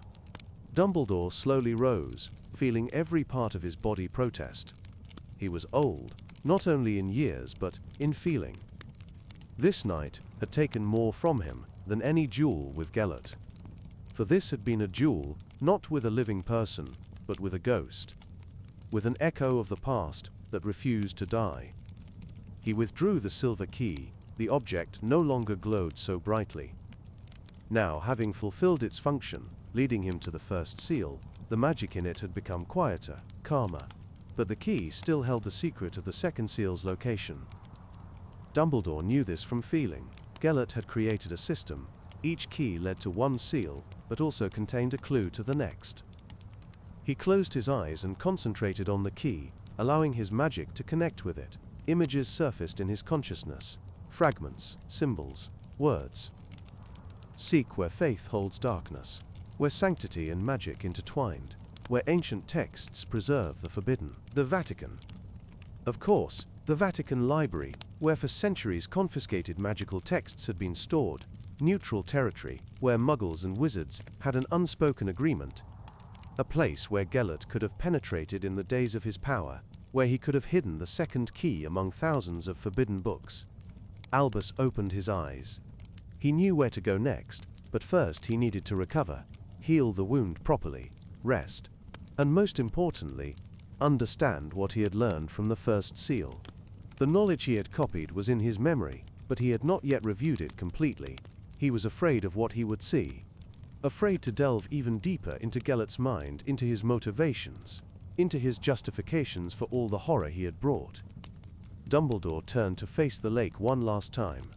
Somewhere down there, Wolf and the Silver Throne stood before the seal. What would they do now? Try to use its knowledge? Or simply guard it, waiting until they found the other keys? He did not know. And that was what frightened him most. The unknown. How many were they? How strong were they? Was there anyone among them who truly understood Gellert's magic? Or were they all merely blind fanatics? Wolf. He had been there, in the seal's memory. A young disciple who listened to Gellert, absorbed his words like gospel. How many such had there been? How many young wizards had Gellert converted to his cause, filled with his ideas? And most terrifying, was he not right about something? Were not some of his ideas just, before they turned into justification for violence? Dumbledore drove these thoughts away. This was a dangerous road, to begin doubting, to begin seeking justification for the unjustifiable. Gellert had been brilliant. Gellert had been charismatic. But Gellert had also been wrong. And the fact that he had created the seals from love did not make them less dangerous. Albus turned and walked from the lake, leaving behind the dark water and even darker memories. His steps were slow, heavy. His robes clung to his body, cold and wet. He trembled, though it was not only from cold. He walked to where the path emerged onto the road. There, in darkness, he raised his wand and summoned the night bus. The purple monstrosity appeared with a loud crack, its headlights cutting through the night. "Good Lord, sir!" The conductor jumped out, seeing Dumbledore's condition. "You are wounded. You need help." "I need transport," Albus said quietly. "To London, quickly." The conductor helped him climb into the bus. Dumbledore fell onto a seat, closing his eyes. He heard the bus start, reality blurring around them in frantic flight through space. In his consciousness spun images, memories, his own and those he had taken from the seal. The summer of 1899, Gellert in Nurmengard, planning his legacy. Wolf, young and fanatical, promising to continue his teacher's work. The Silver Throne, growing in shadow, waiting for its time. And above all this, Gellert's words, echoing again and again, "If I am defeated, my ideas must live." Dumbledore opened his eyes and looked at his hands. They trembled, not from weakness but from realization. Gellert had won, not in the duel, not in the war, but in this, in creating something that would outlive him, something that would force Albus to confront the past again and again, their shared past, questions without answers. And worst of all, Dumbledore now understood that the struggle was only beginning. 2 seals still waited, 2 keys still had to be found, and the Silver Throne moved in parallel, seeking the same. This was a race for a dead wizard's legacy, a race Albus could not lose, for if he lost, a new war would begin. The bus flew through the night, carrying an exhausted, wounded wizard to London, and behind, in the depths of the Scottish lake, the first seal continued to glow, preserving the memories and dreams of Gellert Grindelwald, dreams that refused to die. 2 days. Dumbledore allowed himself 2 days to recover before setting out for the Vatican. He spent them in a small room in Diagon Alley, above an old apothecary where the owner asked no unnecessary questions. The healer, summoned by Torquil Travers after receiving his Patronus, came on the evening of the first day. She was an elderly witch with a stern face and gentle hands that skillfully treated the wound on Dumbledore's shoulder. "Defindo," she stated, examining the damage. "Someone very much wanted to hurt you, Professor, a little deeper, and you would have lost mobility in your arm." She applied a complex healing spell, left several vials of potions, and departed, without asking where or how he had received the wound. The professional ethics of healers was sometimes a blessing. Torquil visited him the next morning, bringing a fresh robe and unwelcome news. "We have received reports from Scotland," he said, sitting on the room's only chair. "Local wizards near Loch Ness report strange activity, magical surges at the lake bottom. Several muggles saw unusual light underwater. The press is already writing about the return of the Loch Ness creature." "The Silver Throne," Dumbledore said quietly, lying on the bed and staring at the ceiling. "They are guarding the first seal. Are you certain we cannot send auras there? Capture them? And then what?" Albus turned his head, looking at Travers. "The seal will remain in place. They will find other followers. Cults do not die from arrests of leaders, Torquil. They feed on ideas, and Gellert's ideas, they are stronger than any bars." Travers was silent for a long time, then sighed. "Where will you go next?" "To Rome," Dumbledore replied. "To the Vatican." "The Vatican?" Travers' eyebrows shot up. "Professor, you know that is neutral territory." "The International Convention of 1562, clearly, I know," Albus interrupted, "but that is precisely where Gellert hid the second key. And I have no choice but to find it first." After Travers' departure, Dumbledore spent the rest of the day studying the knowledge copied from the first seal. He sat in a chair by the window, eyes closed, immersing himself in memories that now lived in his consciousness alongside his own. It was a strange sensation, to have fragments of someone else's thoughts in his head. Not complete memories, not linear stories, but rather sensations, emotions, convictions. He saw the world through Gellert's eyes, felt his certainty in the rightness of the chosen path, his conviction that wizards were indeed superior to muggles, not from contempt but from simple fact. They had power that others did not, and this power carried responsibility. The greater good, the seal's memories whispered, not dominion for dominion's sake, but order for protection's sake. Muggles will destroy themselves without our guidance. 2 world wars in 30 years. The atomic bomb, they play with forces they do not understand. And most terrifying, there was logic in these arguments. Distorted, dangerous, but logic. Dumbledore's eyes snapped open, driving these thoughts away. No, he could not allow himself to doubt. Gellert had been wrong. Even if his motives were not as simple as they seemed, the result remained the same: death, suffering, tyranny. He rose, approached the small table where the silver key lay. The object glowed faintly in the evening light. Dumbledore took it, feeling the familiar warmth. "Where faith holds darkness," he whispered, recalling the clue. where sanctity and magic intertwined. The Vatican was the obvious answer. But where exactly? The Vatican Library was enormous. Thousands of texts, centuries of accumulation. How could Gellert have hidden the key there, so it would not be found for decades? Dumbledore closed his eyes again, allowing the seal's knowledge to surface. And there, among memory fragments, he found the answer. 1937. Gellert stands in a dark room, conversing with a man in red robes, a cardinal. They speak Italian, but the seal translates the meaning. "Your price is too high, Grindelwald," the cardinal says. "But achievable," Gellert replies, "with your help." "And what do I receive in return?" "Knowledge. True texts of Solomon, magic that preceded your Christ." A deal. Gellert had exchanged something valuable for access to the most secret parts of the Vatican Library.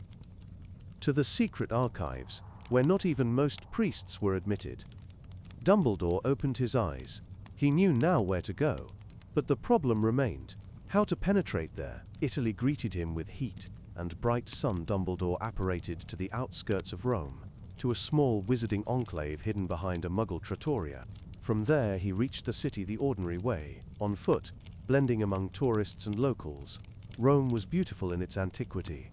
Every stone here remembered history, empires, popes, artists, saints and sinners. But Dumbledore had no time to admire architecture. He headed toward the heart of the Catholic world. The Vatican rose before him at sunset, a magnificent complex of buildings towering over the city. St. Peter's Basilica with its enormous dome dominated everything, but Dumbledore knew he needed a different building. The Vatican Library was located in the Palace of the Sistine Chapel, connected to the main complex by a labyrinth of corridors and galleries.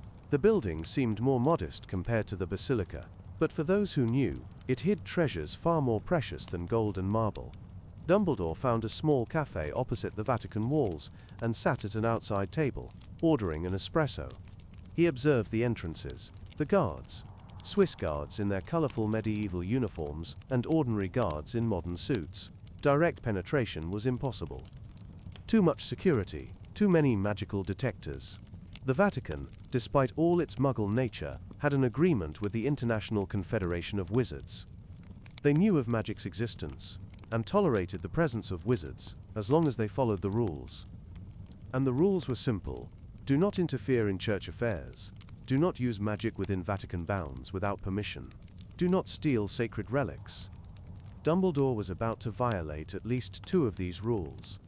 He needed a different approach. He finished his espresso, left several lire on the table, and walked along the Vatican walls. Where there were fewer tourists, he found what he sought. An old wooden door in the wall itself, almost invisible, without signs. But above it was a symbol, barely visible, carved in stone, a rune that only wizards could see. Entrance to the magical part of the Vatican. Dumbledore glanced around, making sure no one was watching, and knocked on the door in a sequence known only to members of the International Confederation. The door opened soundlessly. Beyond was a long stone corridor, illuminated by magical torches with blue flame. Dumbledore entered, and the door closed behind him. The corridor led inward, underground. The walls here were ancient, from the time of the first Christians. Dumbledore felt magic pulsing in the stone. Not wizarding magic, but something else. Faith.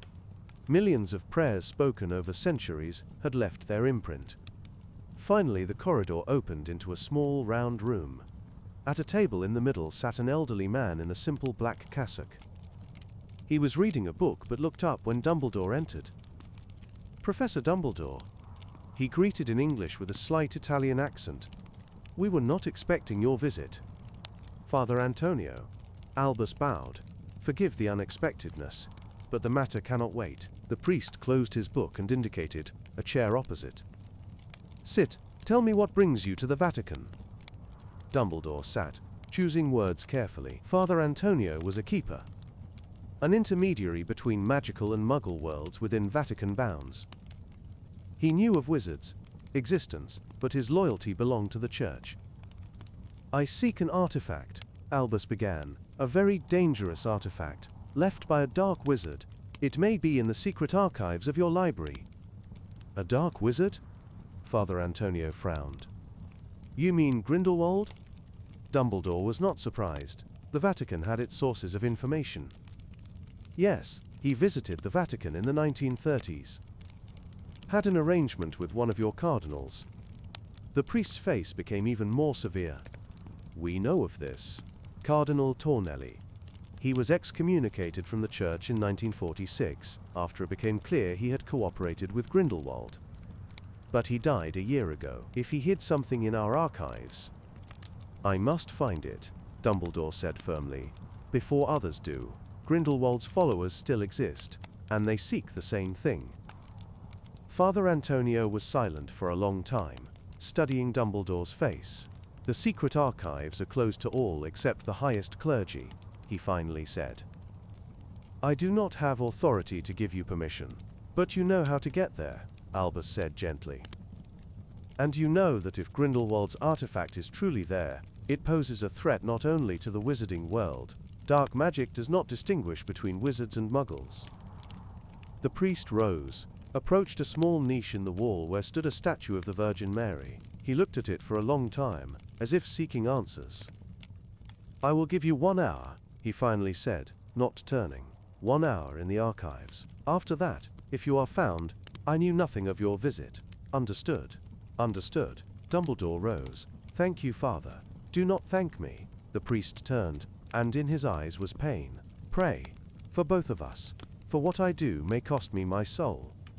The Vatican secret archives were a labyrinth, kilometers of shelves, thousands of documents, books, scrolls, the church's history, preserved in paper and parchment. But Father Antonio led Dumbledore not to the main halls, but to a small room in the deepest catacombs. Here, he said, opening massive oak doors. Here, Tornelli kept his personal collection. After his excommunication, we sealed this room. No one has entered here since 1946. The room was small, with low ceiling and no windows. Shelves along the walls were packed with books and objects under dusty covers. The air smelled of age, mold, and something else, magic. 1 hour, Father Antonio Repeated. I will wait by the entrance. If I hear someone else. You know nothing, Dumbledore finished. Go, Father, and truly, pray. The priest left, leaving the door open. Dumbledore withdrew his wand and whispered, Lumos. Light filled the room, illuminating chaos from decades of accumulation. Cardinal Tornelli had clearly been a collector of the forbidden. Here were books on necromancy, treatises on dark magic, even several objects radiating sinister auras. Dumbledore began a systematic search. He checked every shelf, every book, using revealing spells. The silver key in his pocket pulsed stronger, reacting to the proximity of its twin. 20 minutes. 30. 40. Nothing. Dumbledore stopped, closing his eyes. He was thinking incorrectly. Gellert would not simply have left the key on a shelf. He would have hidden it better. Albus withdrew his key and held it in his palm. Show me, he whispered. Show me where your brother is. The key glowed brighter. A thin thread of silver light stretched from it, floating in air like something alive. It pointed. Down. Beneath the floor. Dumbledore crouched, examining the stone slabs. One of them, in the very corner of the room, bore a barely visible symbol, the same rune that was on the first key. Alohomora Antiquus. He touched the slab with his wand. The stone shuddered and slowly slid aside, revealing a small niche, and in it, on velvet lining, lay the second key. It was similar to the first, but not identical. Shape slightly different, runes different, but the same silver metal, the same sensation of living magic. Dumbledore extended his hand but froze. Something was wrong. His instinct screamed danger. A trap. Of course Gellert would have left a trap. He looked more carefully at the niche, and saw thin magical threads, almost invisible, woven around the key. If someone touched it without the right spell. Dumbledore began carefully untangling the magical threads, using his key as a guide. This was like defusing a bomb. One mistake, and the entire system would trigger. 50 minutes had passed. Finally, the last thread unraveled. Dumbledore took the second key, and in that instant heard a voice. Albus. He turned sharply. In the doorway stood a figure, semi-transparent, flickering, made of pale light. Gavard Windermere. But this was not the Gavard that Dumbledore remembered.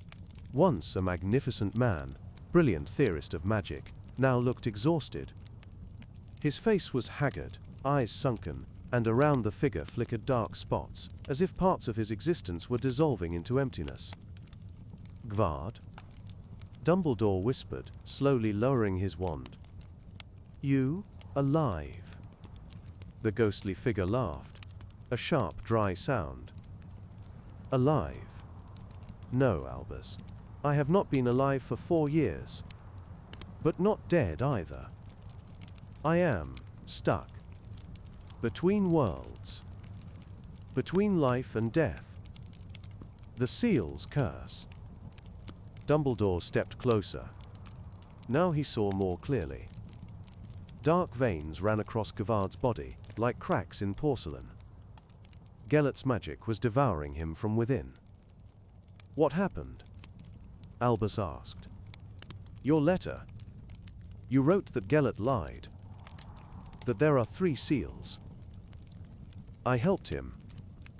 Gavard's voice was weak, distant. In 1938, I was young, ambitious. Gellert offered me work on a secret project. Promised it would change the world. I believed him. God, how I believed.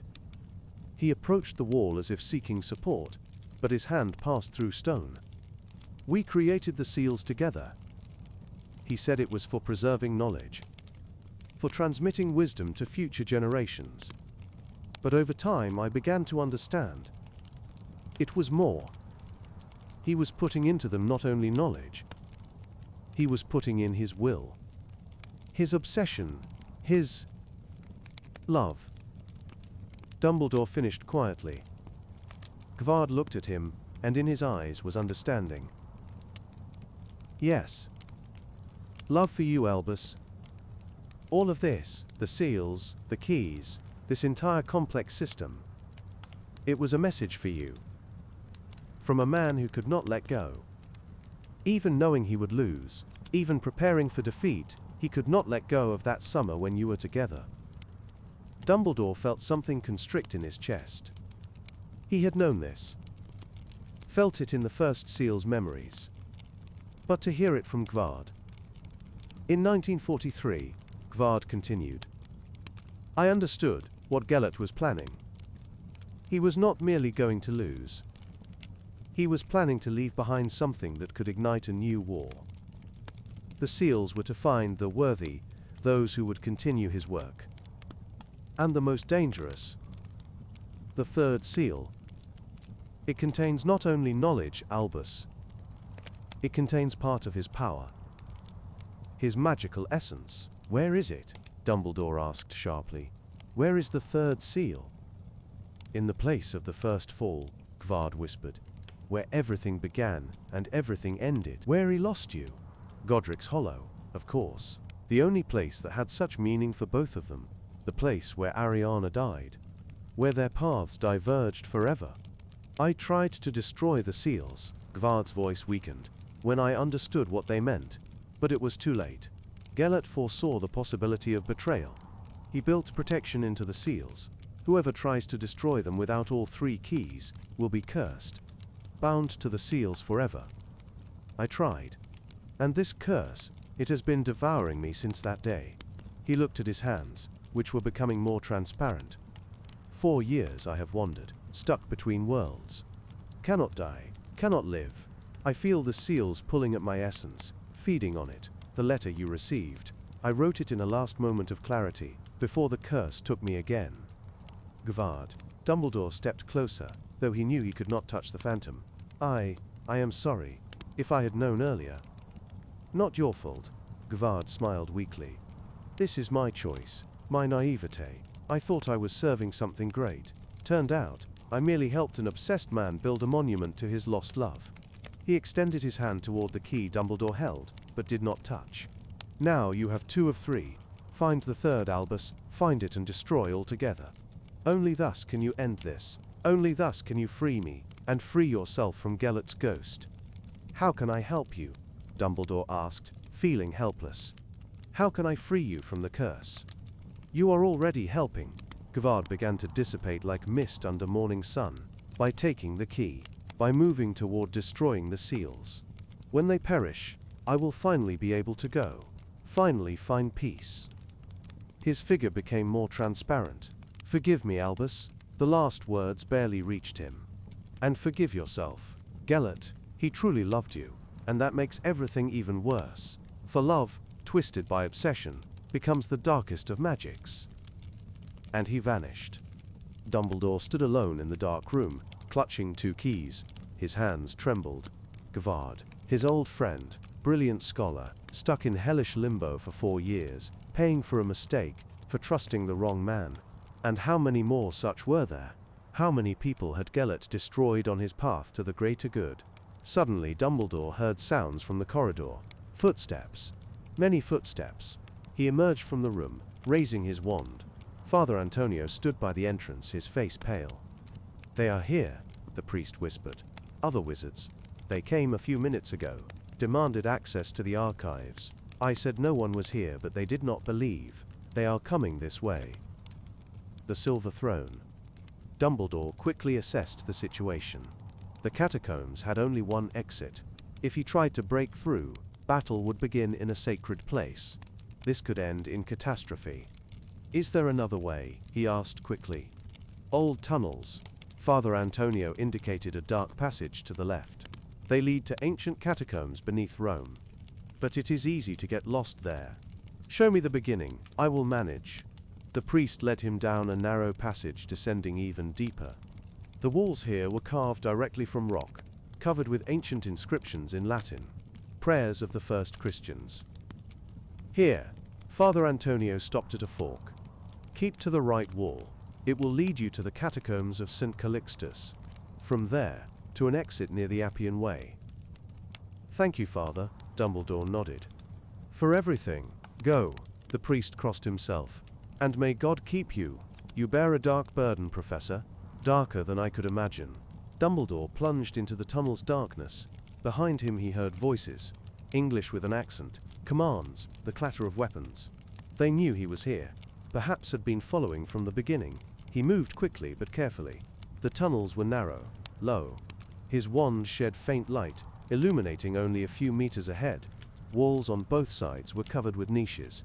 Ancient burials. Bones that had lain here for centuries. Behind him came sounds of pursuit. They were following. Dumbledore accelerated. The tunnel branched, again and again. He kept to the right wall as the priest had advised, but orientation became harder. Suddenly the tunnel opened into a larger cave. This was an ancient catacomb, a round room with niches in walls, each filled with bones. In the center stood a simple stone altar, covered with dust of ages. And around the altar stood figures in dark robes, 6 of them. Silver masks gleamed in magical torchlight. Dumbledore froze. A trap. They had not been following him. They had been waiting ahead. From shadow emerged a 7th figure, unmasked. Wolf Schwarzenberg. His face was stern, eyes burning with fanaticism. Professor Dumbledore, his voice echoed in the catacomb. We meet again. Did you truly think we did not know about the second key? The first seal showed me. Showed everything. Dumbledore slowly raised his wand. But Wolf laughed. You can fight, can even defeat us. You are stronger than each of us individually. Perhaps even than all together. But at what cost? A magical battle here, in sacred catacombs, among martyrs' bones? This will reveal the wizarding world to muggles. This will violate all treaties. This is exactly what you want, Dumbledore interrupted. Chaos, panic, justification for protecting wizards by seizing power. Wolf smiled. You understand more than I thought. Yes, Professor, the world balances on the edge. One push is enough, and the statute of secrecy will fall. And when muggles learn of us, a new witch hunt will begin. And then wizards will have no choice but to defend themselves. But to show their true power. Gellert thought the same. Dumbledore said quietly. And look where it led. To millions of deaths. To prison. To loneliness and regret. The master regretted only one thing. Volf stepped closer. That he lost you. Everything else, war, sacrifices, defeat, all this he accepted as necessity. But you, he could not let go. The first seal showed me his memories, showed how he thought of you every day. How he wept in Nurmengard's solitude. The words struck painfully, for in them was truth Dumbledore feared to acknowledge. That is precisely why I must Destroy the seals, he said firmly, not because they carry his ideas, but because they hold him and me in the past. They allow neither him nor me to find peace. Then you will need the third key. Volf extended his hand. Give me the two you have, and I will tell you where the third is. We will find it together. Destroy the seals together, and then you will use the third seal's power for yourself. Dumbledore shook his head. No, Volf, I know where the third is. And I will find it myself. Volf's face became hard. Then you leave me no choice. He raised his wand, and the other 5 did the same. We cannot allow you to leave with the keys. Gellert entrusted their search to the most worthy, and we are those who are worthy. Dumbledore knew battle was inevitable. But not here. Not in this sacred place. He sharply waved his wand, and the stone altar exploded, splitting into hundreds of fragments. Stone flew in all directions, forcing attackers to scatter. Dumbledore lunged toward one of the side tunnels, launching behind him a series of spells that collapsed the ceiling, blocking the passage. He ran through darkness, his wand shedding flickering light. Behind him came explosions. They were breaking through the blockage. Time was limited. The tunnel climbed upward. Dumbledore felt fresh air. The exit was near. One more fork, one more turn, and he burst into freedom. Night, stars overhead. He was on Rome's outskirts, among ancient ruins near the Appian Way. Dumbledore did not stop. He ran further until he was at a safe distance. Only then did he allow himself to stop, breathing heavily. In his robe's pockets 2 keys pulsed in unison. 2 of 3. 1 remained. And he knew where to look. Godric's Hollow. The place to which he had not returned since that fatal summer. The place where his past was buried. But now he would have to return. Would have to face the most painful memories. Would have to stand face to face with the place where everything began, and where everything ended. Dumbledore looked at the night sky over Rome. Somewhere there, far to the north, in a small village in England, awaited the third seal. The most dangerous. The one containing not only Gellert's knowledge but his power. And with it, answers to questions Albus had feared to ask for 48 years. He apparated into the night, leaving behind the ancient city with its secrets, its sanctity, and its shadows. Ahead lay England, Godric's Hollow, and the final meeting with the ghost of the past. Autumn mist lay over Godric's Hollow, enveloping the village in a soft grey shroud. Dumbledore stood on a hill, looking at the familiar outlines of houses below. 48 years. 48 years since he had returned here. The village had changed. New houses appeared where once there were fields.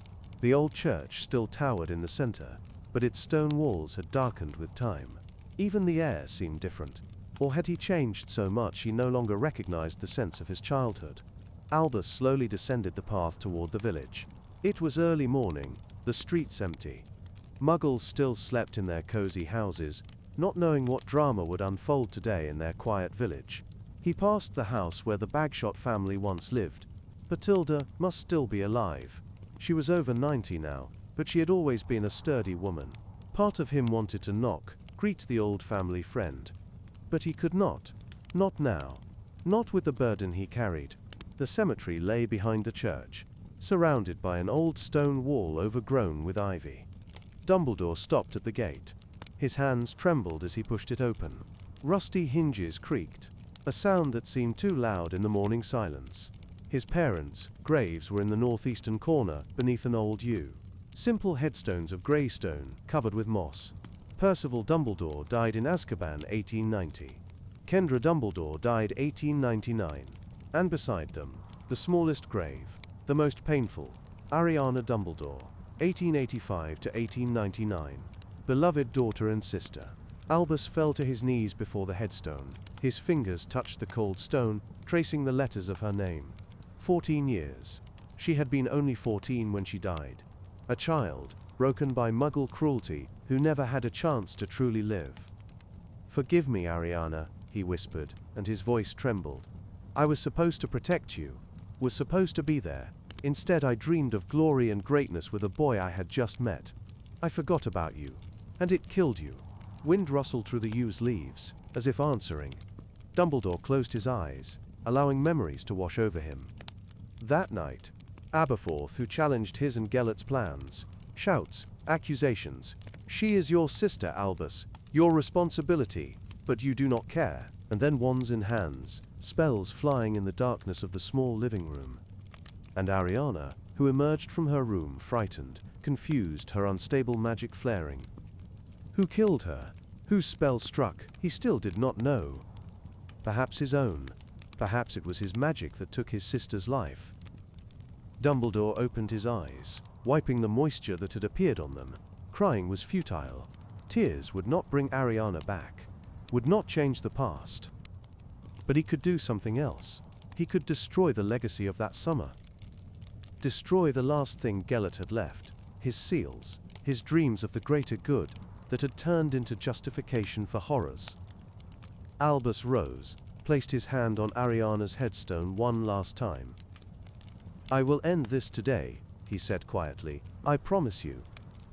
Both Gellert and I, we will both be freed from that summer." He left the cemetery and headed toward the village outskirts.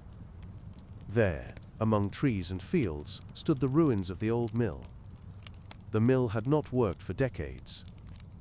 Its wooden walls had rotted, the roof partially collapsed, the great wheel that once turned with water now motionless, overgrown with algae. The stream that fed the mill still flowed, but no longer with its former strength. Dumbledore stood before the ruins, feeling memories wash over him in a wave. This building. Right here. Here the duel occurred. Here Ariana fell, struck by a spell. Here Gellert vanished into the night, leaving Albus with his sister's body in his arms. He withdrew the second key.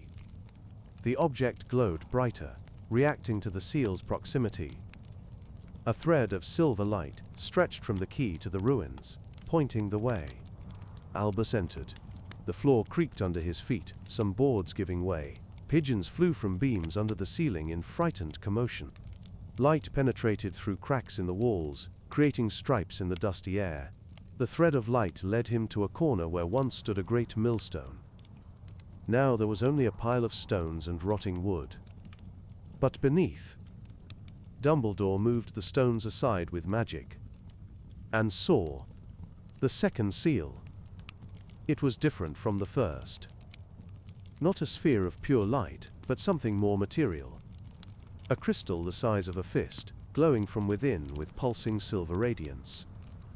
Its form was irregular, like something organic, grown rather than created. Across its surface ran cracks, inside which moved images, fragments of memories, snatches of time. Dumbledore extended his hand with the second key. When the objects touched, light exploded, flooding the mill ruins. And he was again in memories, summer 1899. But not their house. This was a field on the village outskirts, covered with tall grass and wildflowers. The sun blazed mercilessly, the sky crystalline blue. Young Albus lay in the grass, looking at clouds. Beside him lay Gellert, his white hair spread in a golden halo around his head. "How do you see the future?" Gellert asked, not taking his gaze from the sky. "I do not know," Albus replied. "Bright, I hope, one where magic serves good." "And what is good?" Gellert turned his head, looking at him. "Who defines it?" "All of us," Albus frowned. "Society, morality." "But morality changes." Gellert sat up, his eyes burning with excitement at the idea. 100 years ago, slavery was considered normal.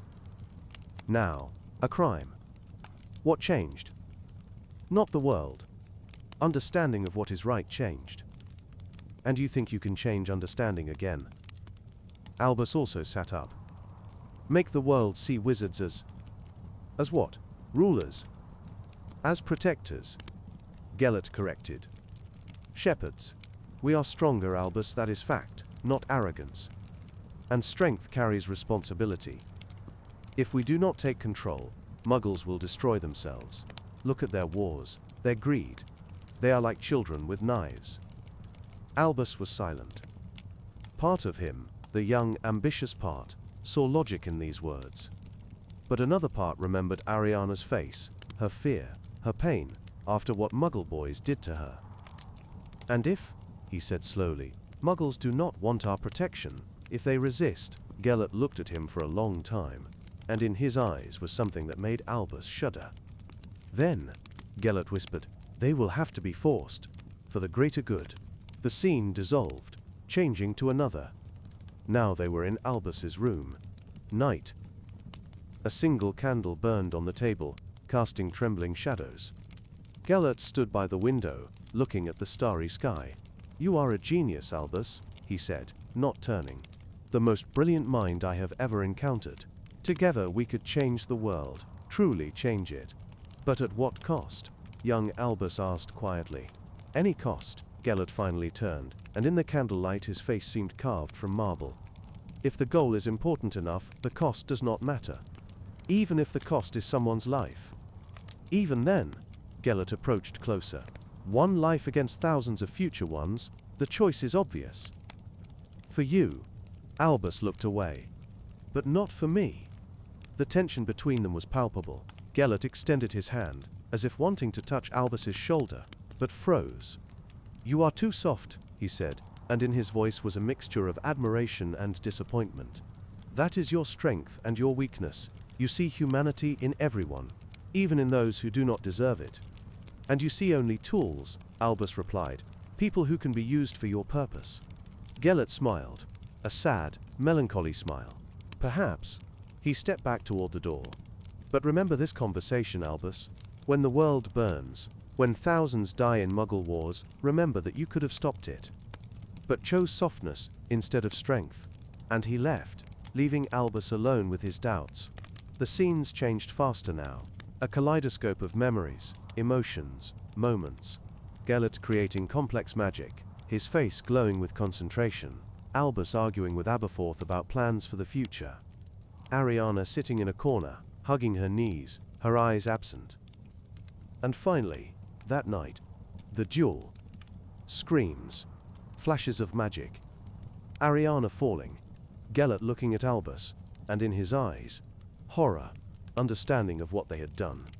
And then he vanishes, apparates into the night darkness, leaving Albus with his grief. Dumbledore returned to the mill ruins, breathing heavily. The second seal still glowed before him, but now he saw something more. Beside it, on the pile of stones, lay another object. The third key. It was smaller than the other two, more delicate. Its shape resembled a bird's wing or a flower petal, but the magic in it was just as powerful. Albus took it, and the key glowed in his hand. Now he had all three keys that opened the path to destroying the seals. But first, he needed to find the third seal. He could not take the second. It was bound to this place, just as the first was to the bottom of Loch Ness. Gellert had anchored the seals in places of meaning, and only there could they exist. The third key pulsed, indicating direction. Not here. Not in the mill ruins. Where was it? Dumbledore left the mill and looked toward the village. The key pulled him toward the center, toward his childhood home, of course, the place where everything began, where he and Gellert dreamed of the future, where they planned to change the world. There awaited the third seal, the most powerful, the one containing not only memories but Gellert's power. The Dumbledore house stood empty. After his mother's and Ariana's deaths, Albus could not stay here. Aberforth also left, severing relations with him. The house was sold, then resold again. The last owner died a few years ago, and since then the building had been deteriorating. Dumbledore stood before the familiar gate. The garden was overgrown with weeds, his mother's roses gone wild or dead. Windows were darkened with dust and cobwebs. Wooden shutters sagged on rusty hinges. He opened the gate, it creaked mournfully, and walked the path to the entrance. The door was locked, but a simple Alahomora opened it. Inside smelled of mustiness and memories. Furniture was covered with dirty sheets, the floor covered with dust, in which were visible tracks of mice and other small creatures that had made their dwelling here. The third key pulsed stronger. Upward. Dumbledore climbed the stairs, each step creaking under his weight. The second-floor corridor seemed narrower than he remembered. Or had he grown while the space remained the same? His old room. The door was half open. Dumbledore stopped at the threshold, not daring to enter immediately. There, in that room, he and Gellert had spent hours in conversation. There they planned the future. There they read forbidden books and dreamed of the greater good.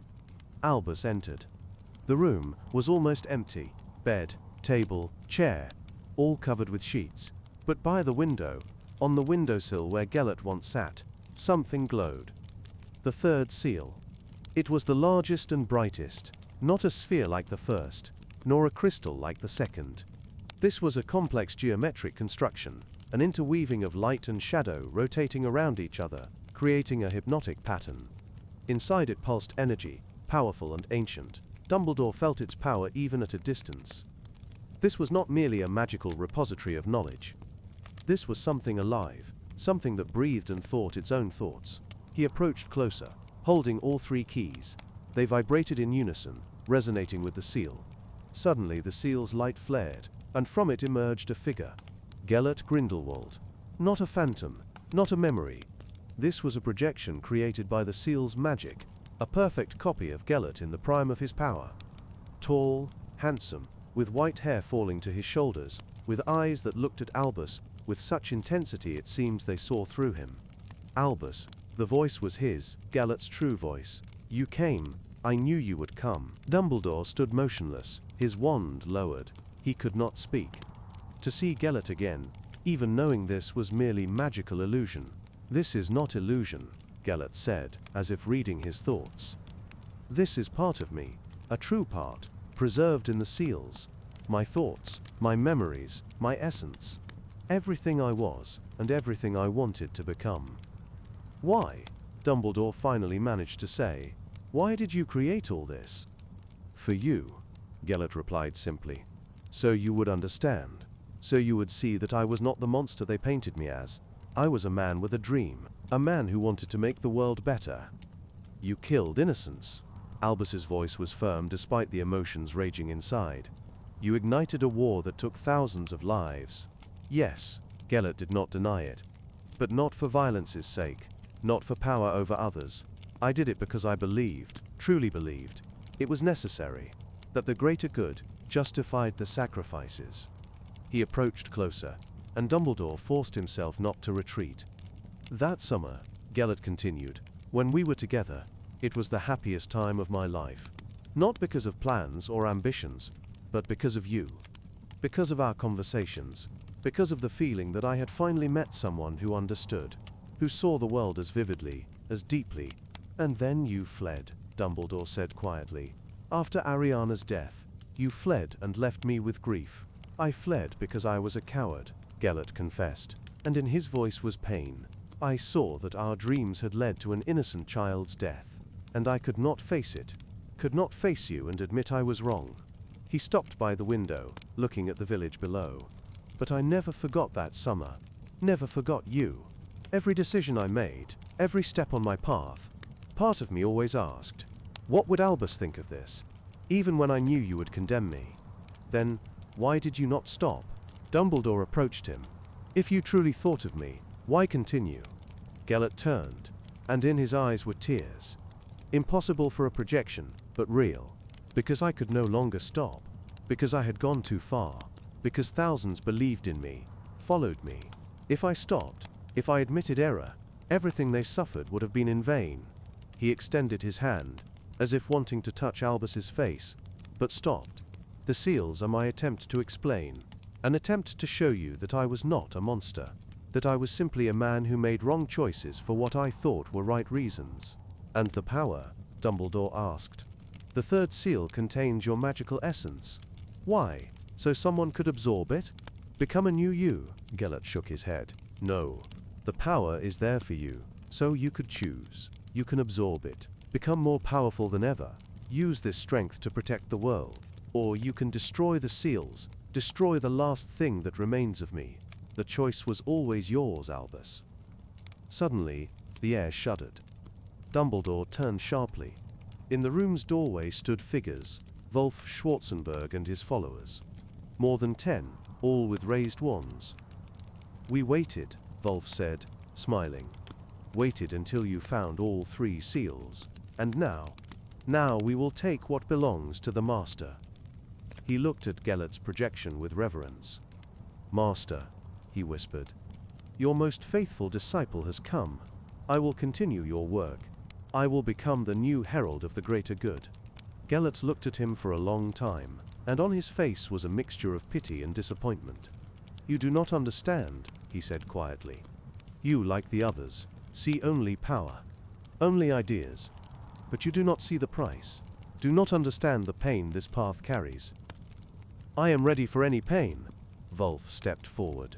I will give everything for what? Gellert interrupted. For abstract greater good? For power over muggles?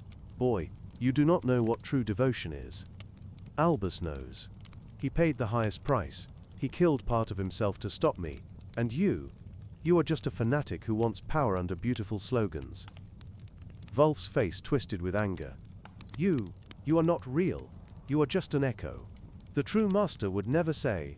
The true Gellert, the projection interrupted. In the final days before the duel with Albus almost prayed to lose. For someone to stop him, because he could not stop himself.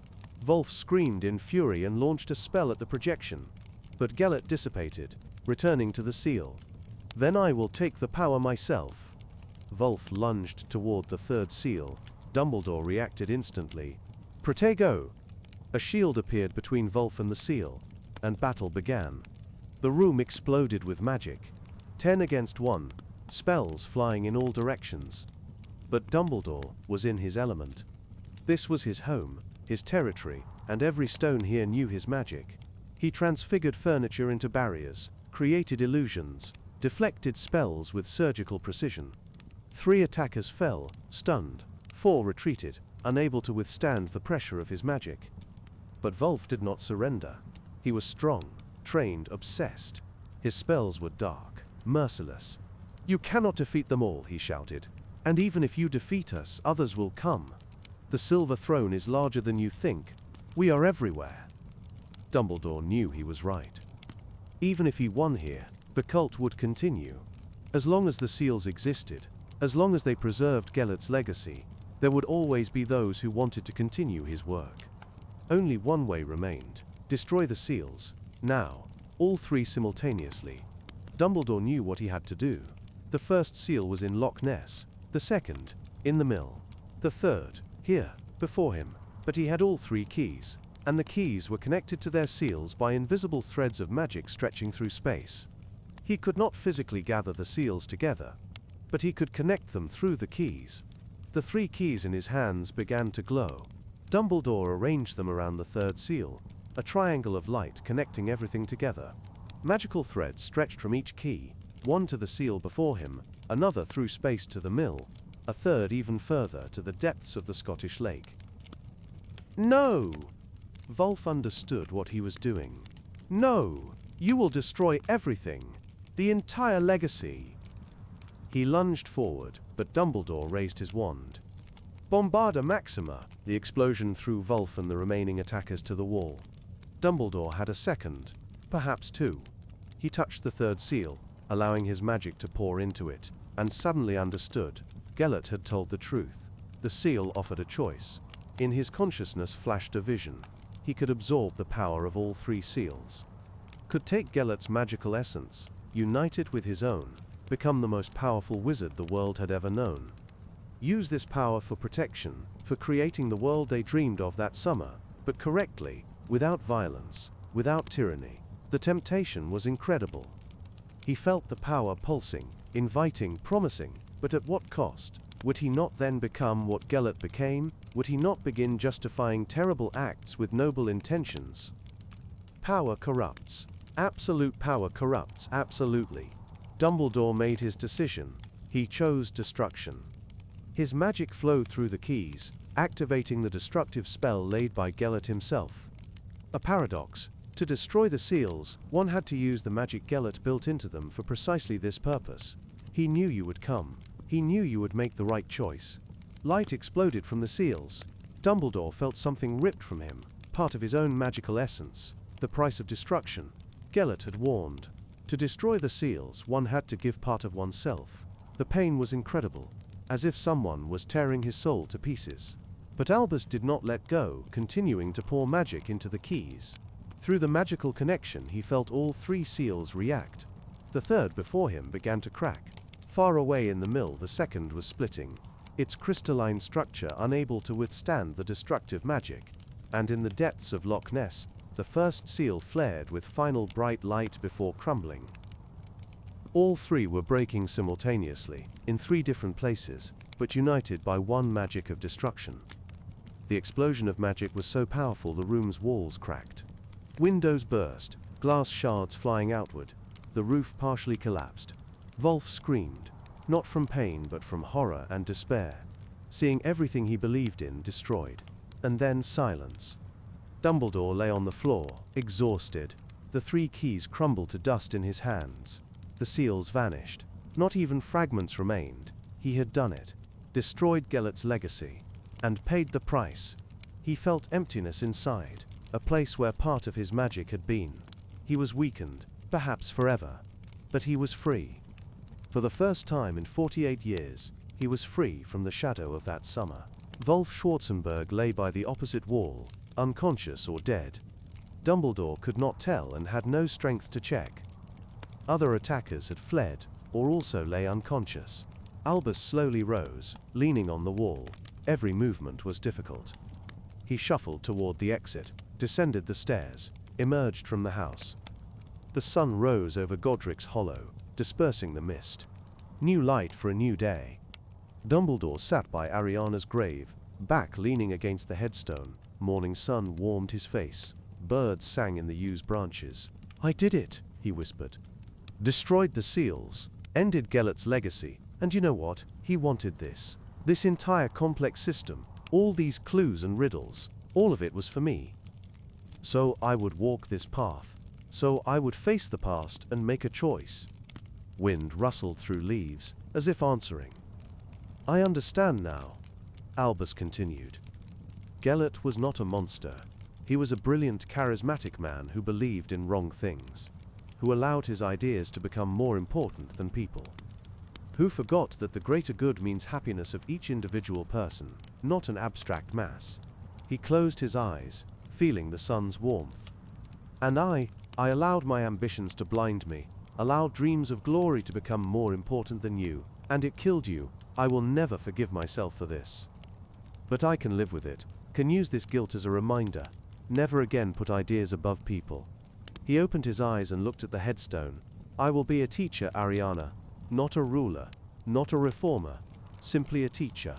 I will help young wizards avoid the mistakes I made, will protect those who cannot protect themselves. And when the time comes, when a new dark wizard appears who threatens the world, I will stop him, not for glory, not for power, but because it is right." He heard footsteps behind, turned and saw an elderly man approaching between graves. Aberforth, his brother. They had not spoken for almost 50 years. Aberforth stopped a few steps away, looking at Albus with an unreadable expression. "I felt the magic," he finally said. "Everyone in the village felt it. What happened? It ended." Dumbledore replied simply, "Everything that began that summer. Finally, ended." Aberforth was silent for a long time, then nodded. "Good." He turned to leave, but Albus stopped him. "Aberforth?" His brother turned. "I am sorry," Dumbledore said, and his voice trembled. "For everything. For Ariana. For that evening. For being such a fool." Aberforth looked at him for a long time, then something softened in his face. "I know," he said quietly. "I always knew. There was a letter in your room when I came to check the house this morning. From someone at the ministry, asking if you are alive after the magical surge." He paused. If you ever want to come for tea, I live at the Hog's Head, small tavern in Hogsmeade. You can stop by. I do not promise I will be welcoming, but you can stop by. It was an olive branch, the first in 48 years. I will come, Albus promised, when I return to Hogwarts. I will definitely come, Aberforth nodded, and walked between graves, leaving Albus alone with his sister. Dumbledore sat for a long time, feeling the sun climb higher, the air grow warmer, the world continued turning, life went on, and he was ready to live again. Not with the burden of the past, but with wisdom gained through pain. Finally he rose, placed his hand on Ariana's headstone one last time, and left the cemetery. Ahead, Hogwarts awaited, students awaited who needed teaching, a future awaited that needed protecting. Gellert Grindelwald created the seals as a message, as an attempt to explain, as a way to force Albus to face the past. And in a certain sense it worked. Dumbledore passed through pain, through memories, through the temptation of power, and emerged on the other side, not broken but tempered. He knew now his purpose, not to rule, not to govern, but to protect, to teach, to help, to be what Gellert could not become. To be wisdom, not power, compassion, not ambition. And when the time came, and he knew the time would come, for dark wizards appear again and again, he would be ready, not as a conqueror, but as a protector. Albus Dumbledore left Godric's Hollow that morning a different person than when he arrived, weaker in magic perhaps, but stronger in understanding who he was and who he wanted to be. And somewhere far away in Austria, in the highest tower of Nurmengard prison, an old prisoner sat by the window and watched the sunrise. Gellert Grindelwald suddenly smiled, a sad melancholy smile. He felt it, felt the seals vanish, felt Albus make his choice, the right choice. "Well done, old friend," he whispered into his cell's emptiness. "You were always better than I, always saw what I could not." And for the first time in decades, Gellert Grindelwald felt something like peace.